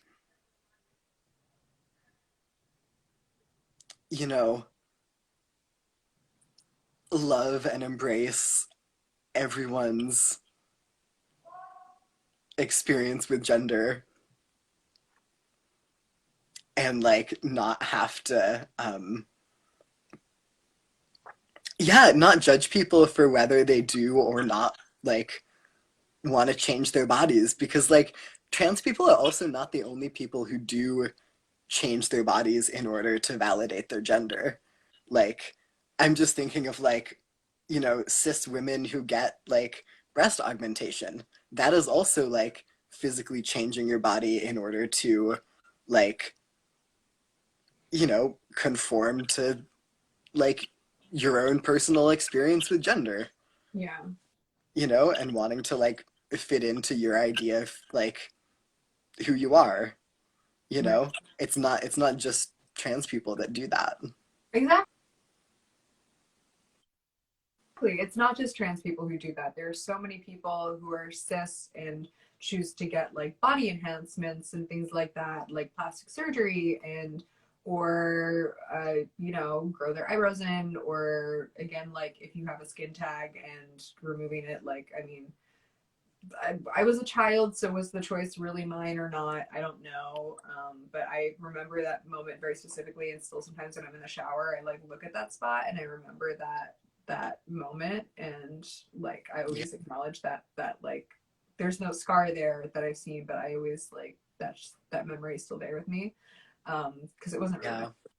um and if I'd never had started to shave my armpits in the first place and that mole was still there, it never would have bothered me, right? um Totally. uh and um and so my gender expression for me also like I used to doodle. I love women because I'm a dyke, I'm gay, and I like and so like I sometimes draw women that I have crushes on, but like I always used, not always, but like there are several pictures of men and masculine individuals that I would draw in my notebook throughout like my childhood and stuff like that. And I realized like slowly over time, and I was like, this just feels like someone that like I feel like inside at times, and the choice Yeah. to the desire to express myself that way or look that way has always been kind of like back and forth for me. Like I never really know if that's something that I want to pursue as Hmm. like, I don't know. Changing my body has always been a difficult decision for me because I feel very Yeah. strongly about learning to love and accept my body, and also feeling like I haven't really necessarily gotten the opportunity to fully do that. Like while I'm alone, yes, but then when I step out into the world, I don't feel that I've ever really been given that opportunity to like 100% like love me, and then also be Yeah. out in the world and see how that feels to share who I am when I'm at home alone, loving myself with somebody else, you know? Like I've never been given that Absolutely. opportunity. Um, Yeah. so like it's hard for me to figure out if I want to make those decisions or not, you know? Totally. Yeah. Like I don't know, like I'm Yeah. sorry, like that It was is hard. obviously stupidly emotional for me, but like I, because I Hmm. like I would doodle these like this like contrast of like little flowers and stuff, and then this guy with like masculine features, like sort of like mine, with like a beard and stuff like that, and like Yes. I picture myself as like this cute little like feeling that masculine energy in its full capacity and being that person, and then expressing the femininity that was always pushed onto me like throughout youth. Yeah. I just feel comfortable when I'm at home, like again with like a muscle tank and like and stuff like that, and like, Hmm.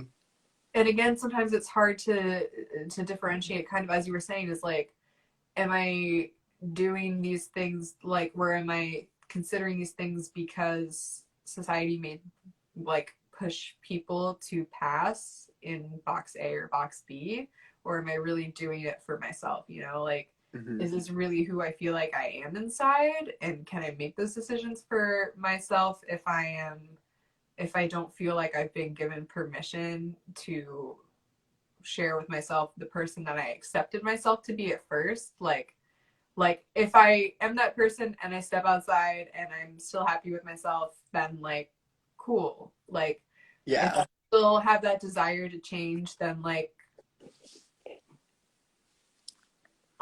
I have the freedom and like free will to do that, at least you know in our Hmm. society, to pursue those things. Like I Yeah. mean, that's still something that's obviously like a struggle in terms of people accepting, you know, I mean that has 100% gotten better, because now it's like, you know, Yeah. like again, not 100% gotten better, but like gotten better. I don't know, like I'm Significantly. totally like I'm going down a different path right now, and that's mainly just like to stop myself from crying because I'm Hmm. sitting here going again feeling like that the stress and that pressure of being like, so many times again lately that I look at myself in the mirror and I don't recognize myself, and I'm like, because I had it so planned perfectly in my head where I was like, I've Yeah. gotten so used to the person that I am when I'm alone, and I do drag it like at home alone, and I dance and I perform at home, Hmm. and then like that's what makes me happy. So when I step out and like I get to do this, Yeah.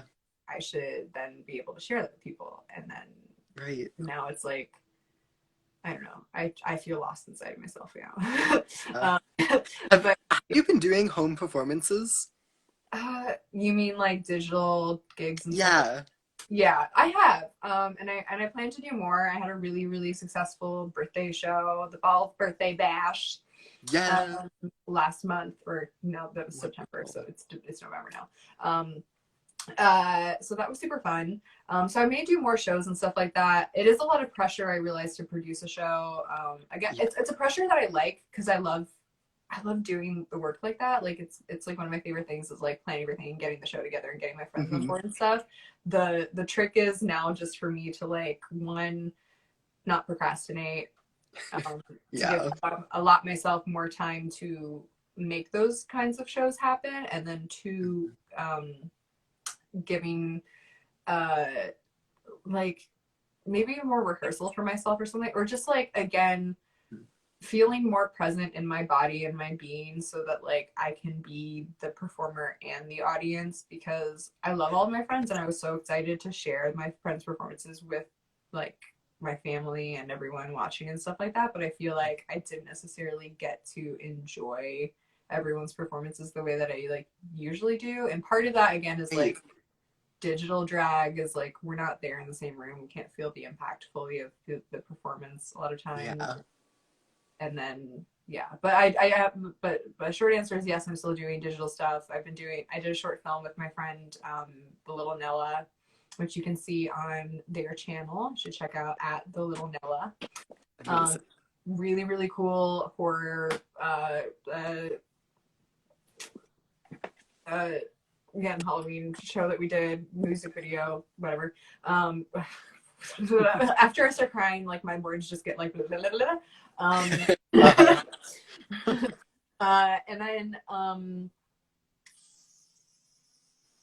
And then doing digital shows on like my own page and friends and stuff like that. We used to do Show Abducted. We stopped doing that. So I mean, if people want to see it, like I'm willing and would love to do more live shows and things like that, and just perform for folks and monkey around as I used to do. Because I miss performing, and I guess this is as good as it gets for right now. So yeah. Yeah. Yeah, it's hard to perform in a pandemic. Word. Yeah, it is hard. It is hard to perform in a pandemic. It's hard to be a performer in a pandemic. In any capacity, you know, like Broadway is shut down for actors. If you want to do films and stuff, it's hard to get together with people because, you know, social distancing guidelines and things like that. And what else was I gonna say? And yeah, when you're a drag queen, you like so there's a lot of different like parts and facets of drag. You know, a lot of drag queens are like club promoters. So what, you know, if there's no club to promote, like what are you doing? Because you're not really promoting a club because there's no party happening, and you're not right, yeah, and things like that. And we're not pushing alcohol. That's not the word that's not the phrasing that I meant. Like you're not like you want the bar to make more money, so you try to get people to like buy merchandise. So maybe your job as a drag queen is to be a fun like a well-dressed entertainer that gets people excited about the space that they're in and wanting to drink and whatnot. Do you know what I mean? Like like sort of like a hostess, but you're cracking jokes and stuff on the mic. So like that job is gone. Or at least for now it's gone.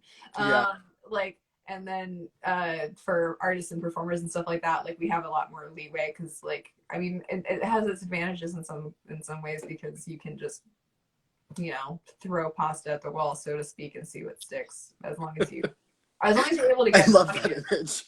That's the thing. But that's the thing though, is like when you're doing drag live, you just go to an open stage and there's guaranteed an audience, and there's going to be like a bunch of people there drinking and stuff like that. But you're on your live, and you're limited to the people who are following you, and then the people who may tune in. And you're competing with other queens, local, and other kings and queens and other performers who are bigger names than you. And then there's the recorded content, and some people are like into it and some people aren't into it. And then like, I don't know, it's just like, what do you do about that, you know? Yeah.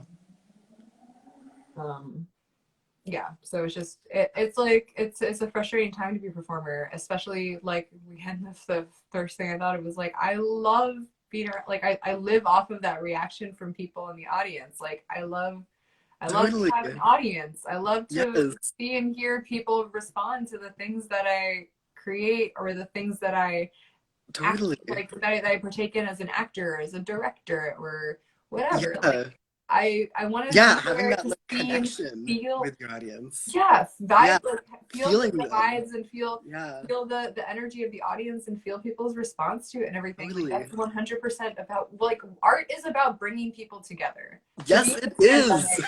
Art is about being being together. That's why poetry was created, because before we could take pictures, this is, I remember like one of my teachers telling me about in college, is like, this is what like poetry came out of, like, before we could take pictures, how did you describe other artwork and things like that to people? How did you describe things to people? It's like, Right. it's not just writing out like, well, I saw this and it was this, like, that's one way to communicate, but it was using language and the tools that we had to describe a picture to people of, like, not just what they were seeing, but the feeling that came with it and things like that. Yeah. That's why we have art, so that we can build community and we can be together and we can, and like be, yeah, like it's about togetherness. And to be in isolation in a pandemic is like a death sentence to, like, that whole Really. that whole like reality of, or that, Yeah. you know, feeling of Yeah. community. Like it's like threatening to the whole feeling of community. I don't know. Yeah. It is. I've been very impressed though with how like performers have managed to still like find and like create community and like create like performance even now. Um like the day before Halloween I watched this show that was like this like show that was being performed that I was able to like watch live online, that some friends of mine were in, that you know, it was a play, it was Macbeth, and they were all like standing 6 feet apart from each other on stage wearing masks, and like there was no audience, but like it was streaming. And I just like, I have been so impressed by all of the ways that people have found to like continue to continue to like find and make community and continue to like make good art and like put things out into the world and you know Yeah, it's, problem solve, like find solutions for this wild time that we're in. yeah, and And it's hard to be yeah, like, yeah, wanting to do and make good things to put out into the world, because, like,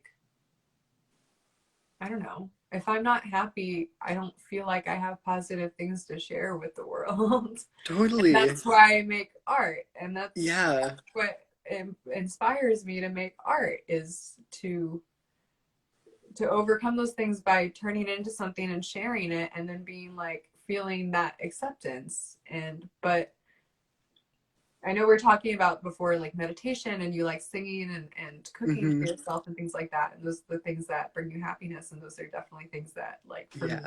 bring me happiness. But again, I just feel like, I don't know. I feel like I'm like, if you could imagine one of those, do you know those things that are a bunch of like pins and you stick your hand in it and it makes like the imprint of like the Oh hand? yeah, I love those. They're so so cool. They're so fun to play with on a They small are. scale, but I feel now like a tiny person with like those things, but instead they're like spikes, like spiked, like, what's the word for it? Oh. If you're going to impale somebody with something, like, that's how I kind of feel, Ow. like, I'm at the bottom of that, and I'm just like, I feel Ow. like flooded with holes. Like, I, again, like, I'm not in a great position right now, so I'm like, so Yeah. that's how I feel, where I'm just like crushed at the bottom of this like pin, like, like thing, and I just filled with, like, flooded with holes and just bleeding out in all directions. And I'm like, what's, like, I can't even get up right now because I can't go out to bars and things like that and do things, and that's what makes me happy. And Yeah. like I have my dog, my parents have their dogs around, and like that's kind of fun. But then again, at the same time, I'm like, Hmm. I don't know, like, I'd love to, like, have my dogs meet my friends' dogs or something. Yes. Like, you know, like Yeah, again, dogs are just like, great, but friends are also great. be with people. Yeah. Like, sure, we all Yeah. need our alone time at sometimes, but like why to be in isolation for so long is just, again, it's like horrifying. It is. Uh, like, it's Yeah. just, yeah, so it's like, yeah, so like, again, like, when I first started doing drag, like, one of the first performances I wanted to do was actually a really really happy, inspiring song about like wanting to share your light and inspire other people to share their light. And like, Hmm. I would love to do that performance now, but I don't feel that in my heart. Like, you know, Yeah. like Yeah. I don't And feel it. like that's okay. That's Yeah. okay. You don't always have to feel that. Yeah. Like, yeah. I appreciate that validation. It's just again at the same time it's like because I want to be putting positive things out into the universe, but if I'm not Mhm. feeling it, I can't like I don't know what to tell people. Like I'm Yeah. somebody who like when I see what's going on, I get pissed off about it and I'm gonna point it out until somebody fucking steps the fuck up and says, you know what, you're right, this world is fucked the fuck up and we should do something. And it's ridiculous to Yes. put that pressure on any single person and say, no, you have to fix it. Like, well, if I didn't make the mess, why did I have to do it myself? Like, right? Yeah. You know, like Yeah.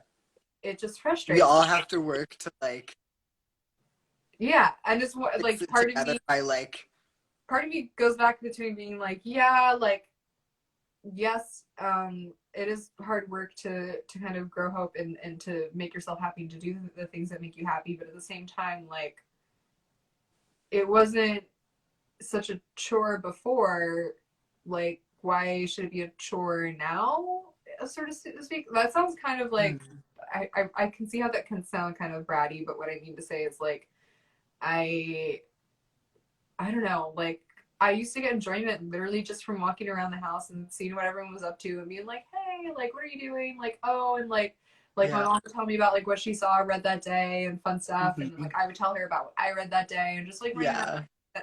Those conversations never happen anymore, and like and those like me running around cleaning the house and just like miscellaneously like just like putting things away in their place and things like those things don't happen anymore, and like those are just like my natural like happinesses, and then me being able Yeah. to have alone time with my body and myself like while everyone else is doing their stuff and minding their business, like those are the things that used to make me happy, and like now I'm stuck at home alone all the time and it's just dead silent in the house, and I'm like I feel like all of the attention is on me all the time, and I'm like who wants that? Like, Yeah. Yeah. yeah, Yeah. We like humans are social beings and we need other humans in our lives. word, and especially like again, people from like your own tribe and people that you kind of. Yes. I really appreciate having this conversation with you because I feel like be like with someone who understands like a lot of what I'm coming from. Like Yeah, I'm appreciating it too. it just because again like Yeah. when you're stuck around the same people all the time, like it just the frustration builds and builds and builds because you're like no one here Totally. understands me and nobody here like Yeah. we just don't communicate, and also we don't want to talk about the same things, or we don't talk about the same things, but also like I don't want to talk to you about the same things that I talk to my friends about for like various reasons, and like I shouldn't Totally. explain myself or prove that to anybody, you know what I mean? Yeah. Like that like right, like there's just certain Yeah. things you don't talk to your family about, or you just like don't talk to Hmm. like certain like strangers about and things like that, or like Absolutely. or yeah, which is also a fun thing as an artist. Because when I was okay, so when I was on Twitter like a couple years ago, again, I'm a playwright. Does anyone remember like Lonely Girl 15 and that whole scenario with this like YouTube series of Lonely Girl 15? She I was like a 20 something year old girl, and she made a YouTube series about how she what's the word for it? Um uh she I totally lost my train of thought. That's She okay. yeah, sorry. That's been happening a lot. That's okay. You can see why I was running a little Okay. late today because my brain is like It fried happens. today. Yeah. Um, or smashed like a pumpkin, not a pumpkin, an egg. Um, and Oh my God. Speaking of pumpkins, I'm sorry. Keep talking. I just want to like do you have show a you something. jack-o'-lantern to show us, or is this like a baby pumpkin? Like what is? Oh my gosh, It's that is gotten kind of squished. it's kind of it's like It has a nose that used to stick out that doesn't anymore. oh my god, we like a witchy nose, like Yeah, yeah, you yeah. know? To have one of those, but it's That's kind of cute. like turned in on itself. Word. Um, I just had to show you that because you said pumpkin. And it was sitting right there. Yeah. What was I gonna say? Sorry. No, you're fine. Um, uh, I don't even remember what I was talking about. But yeah, but I was gonna say Fairy Pumpkin. YouTube It was like, series? oh, what? You were Oh gonna yeah, the YouTube YouTube series series? Lonely Girl. I don't. Yeah, whatever. The YouTube series Lonely Girl 15, where she's talking about I don't know. She made this whole pretend scenario. Like it became like a really big popular series. She basically, and it was supposed to be kind of realistic, almost as if it was like it was filmed as a vlog. That was it. It was filmed as a vlog. So she was pretending like the actress was playing like a 16 or a 15-year-old girl or something like that, and then was following, like she was doing these video logs of like all this horrific like weird dystopian shit that was happening, where she was like, oh, like my parents' house was just ransacked, and then like the car was stolen, and like it's all this like stuff, and like people got really roped into it, but like nobody believed it was real. Do you know what I mean? Yeah. Like it was a really big thing that took off. That was like a really really cool story. But like now we're now in the age of doxing and stalker fans and things like that, or stans as they call themselves, which I think is disgusting, to be honest. I that sounds really really harsh, but like to be in an age where people are like misconstruing being a fan of somebody to like posting their address online and stalking them, or trying to find them, Yeah. that's creepy. Yes. That's crossing so many lines, and a huge invasion of privacy and personal space. Seriously. Yeah. I don't respect it. I don't stand by it. But so that like happened in an era of so that's always been in the back of my mind, is like something that I thought was really really cool, and that my friend showed me or whatever, and so when I was on Twitter, again, as a playwright who like draws partially from personal experience and also likes to make up characters and stuff like that, I was like posting stuff from the point of view as if it was like my real name wasn't really on there. Like it just said Alex, but then I had like the Ballz McMoon name before I really started performing in drag, and like I didn't have post anything about like where I went to school or where I worked or anything like that. It was just me talking about like personal experiences and trying to be funny and crack jokes and stuff like that, and like so part of like it made like I made it kind of like a confessional thing. I'm Jewish. I've never gone to church, so like the character was starting to take on like a persona of somebody who was like a girl who goes to church, where it was like, oh sorry, was this like I thought this was confessional, and so she's supposed to be like a stupid kind of like yeah. So like because I just started posting things onto Twitter, and it was like almost like public diary entries kind of thing, because I only had like a small following or whatever. So like, but then what happened was I ended up gaining like cyber stalkers, and so I ended up shutting down my Twitter account. Yeah.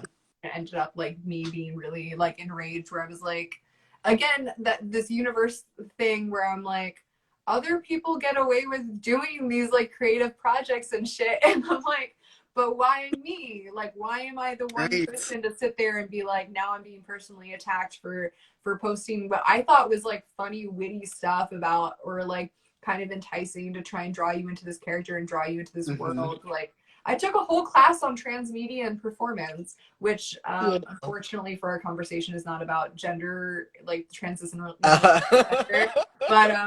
but is about transmedia, meaning across media platforms. Yeah. Which is also great for this day and age, because it's like it's talking about like theater and performance beyond just the stage. So like part of that is projections and things like that. Another part of that is again world building, where you like things like if anybody saw for that television series Catfish, like you would go on to before it was a television series, it was a movie. You go onto the website and it's very interactive, and you can like check on people's profiles and stuff like that. So the whole idea is like you enter into this, like you get pulled into this world that seems very real, but it still lives, it's still confined in its its fictional like box, right? So Mm-hmm. like that's where I was starting to go with it, where I was like why am I making this Twitter account? Part of it was just for me to be like rejoining like society and social media and stuff like that and support other artists. But then I was like, what do I do with like me posting it? And a lot of it was just like word farts and then things that made me laugh, which Mm-hmm. should always be what your writing is, especially if you're writing comedy. Like if Totally, yeah. if it makes you laugh, then you write it and then you share it with people. And so that's what I did, where I was like, I posted things that I thought were funny and then I posted them and I shared them. And then, but then I got a lot of like personal backlash of stalkers and people being like, Mm, uh, getting too drawn into this character and starting right. to conflate it with my truth as an individual. Yeah. And that's when I was like, okay, like this is like I guess the universe said, nope, you can't do that because for whatever reason. Again, it's always like I don't know what it is. Again, you know, like with Neve's Catfish movie and series, like he's a cis Mm-hmm. man, he has connections, he gets away with it. For Lonely Girl Yeah. 13, like yes, the actress was a cis woman, but she, you know, had a team of cis white men who got away with it. And then for me, I'm like, Yeah. one, like I'm a trained, studied playwright and actor with Mm-hmm. funny jokes and stories that like that make people laugh in real life and when I put them on stage and I try to build Yeah. online and people are like, I don't know what to do with this. And I'm like, cool. Yeah.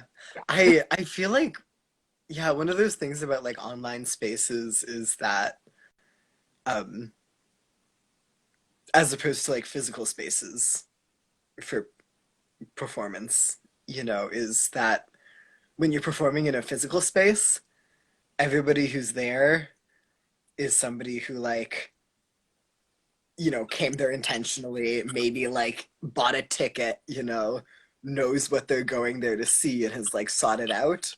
But Right. I feel like with a lot of online spaces, people like they like just like happen upon something and like get So drawn into it and like may not it's hard like to differentiate the reality from the fiction.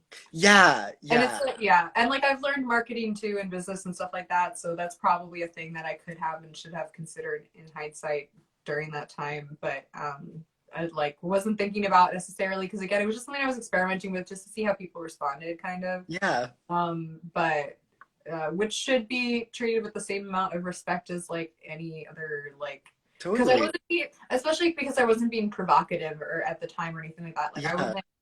I wasn't like throwing hate speech or violence and things like that. Like it was very Hmm. much contained to myself and then my own interests and came from a very supportive and loving place and like and then Oh, good. in terms of like violent words were only used in parody or comedy of like my own personal feelings and never directed at somebody else. Yeah. Like I remember very specifically posting on there at one point of like, you know, if only my family got my sense of humor or whatever, or you would think Hmm. by now my family would understand my sense of humor or something like that. Yeah. Like, because in my like my place of work and stuff like that. Hi Ivy. Ivy Stalls is also Long Island local drag queen, and she's fucking stunning. Amazing. What gave me some of my first few gigs when I started out. So, Wonderful. um, but we were talking about with the Twitter like kind of project that I was pushing for. I like um yeah, I could have marketed better, but I used to crack jokes and stuff like that in my workplace all the time, like to my friends and Yeah. stuff like that, where it's not like as somebody who like especially as like a queer person and stuff like that where you like all of the representation you see in media is like, oh, the queer person kills themselves in the end and things like that or whatever, you're I want like a happy ending. exactly, like we Yeah. deserve a happy ending. And Obviously. to see representations and stuff like that, like for me and my friends the joke was always like, well, I guess I'll kill myself, even though because like we're having a good time when we're together and stuff like that. Yeah. So when people like I got my place of work, like one of my friends or coworkers or whatever, like was like came in like I was like just doing my work, minding my business or whatever, like vibing, like chilling. And he came in and he's like, do you need help with anything? Blah blah blah. And I was like, you got a gun? Like very flat toned, like just like that, like sorry, again, I don't feel like myself, so also my delivery on that was like did not come from my authentic soul. That's all right. So uh anyway, but like I used to like make very like dry jokes and stuff like that, and like he cackled and stuff because he's like, I get it, like I get where you're coming from, where I'm like, obviously that's not my end goal and that's not my true desire, but it's the joke because I'm like, I'm having a good time and I'm loving life and I'm doing my job and I don't really care about anything, and like and like what's the worst that could happen, you know what I mean? Like or like, oh my god, no, like I'm having a good time and life is so bad, like I guess, you know, shoot me, you know, like I don't know, it sounds stupid to try and explain, but like, but I would crack jokes and stuff like that online and they just like didn't necessarily like translate the way that I have experienced in the like day-to-day life, which was again bizarre to me. So again, maybe it was something I should have like marketed as a project for myself, because you can't trust people to necessarily always understand what your intent is or what. Totally. And especially when it's like, you know, written as opposed to like spoken, because so much of that communication is about like the way you say it and like your expressions and like tone of voice and like facial expression communicates so much of like, you know, the actual meaning behind what you're saying. Right. The intent, where it's coming from, etc. You're 100% right. And it can be hard to get that from like just reading text. Yeah. But again, hindsight 2020. 2020. Which is ironic because it is the year 2020 and literally everything feels like I'm blinded. I know. It's wild. Yeah. It's crazy. Ooh. So. What was that? Yeah, yeah. I said nothing. I was just gonna say that it is getting kind of late. Okay, it is. This has been a very not just a long conversation, but it feels like a very full conversation. It has been. Yeah. It has been very full. I've enjoyed it. Word. Amazing. But I had a good time talking with you. I think we explored a lot of various topics. I don't know if that if your intent, maybe we could have, again, hindsight, talked a little bit more specifics of what we plan to talk about and discuss if we wanted to keep it more lighthearted or not, because I think we delved pretty deep. We did. Over the course of this conversation. Yeah. I feel like we had some good light stuff in there too, though. Yeah. I think we got like we rooted in the soil the deepest of our concerns and problems in order to bring to the surface and allow grow the beautiful, more positive, lighthearted things. Absolutely. Yeah. Absolutely. Trees. Yes. Sure. Okay. Good night. It was really nice talking to you. You too, my love. All right. I hope you have a great night. And thank you so much again. And for anybody who's watching, absolutely hit up Edmund for all of your binder, packing, drag tucking panty needs, because they are soft and cute and adorable and also super gender affirming and super practical and durable and comfy. And also pretty, because I fucking love these colors. They just make me so happy. I'm so glad you like it. I'm so glad it's like holding up and working well. Sure. That makes me happy. Yeah. Okay. All right. Peace. Bye, everyone. Love you. Hug yourselves for me, please, because I wish I could do it myself. Yes. Yeah. Treat yourself kindly tonight. Yes, and always. And always. Amazing. Okay, bye. Bye.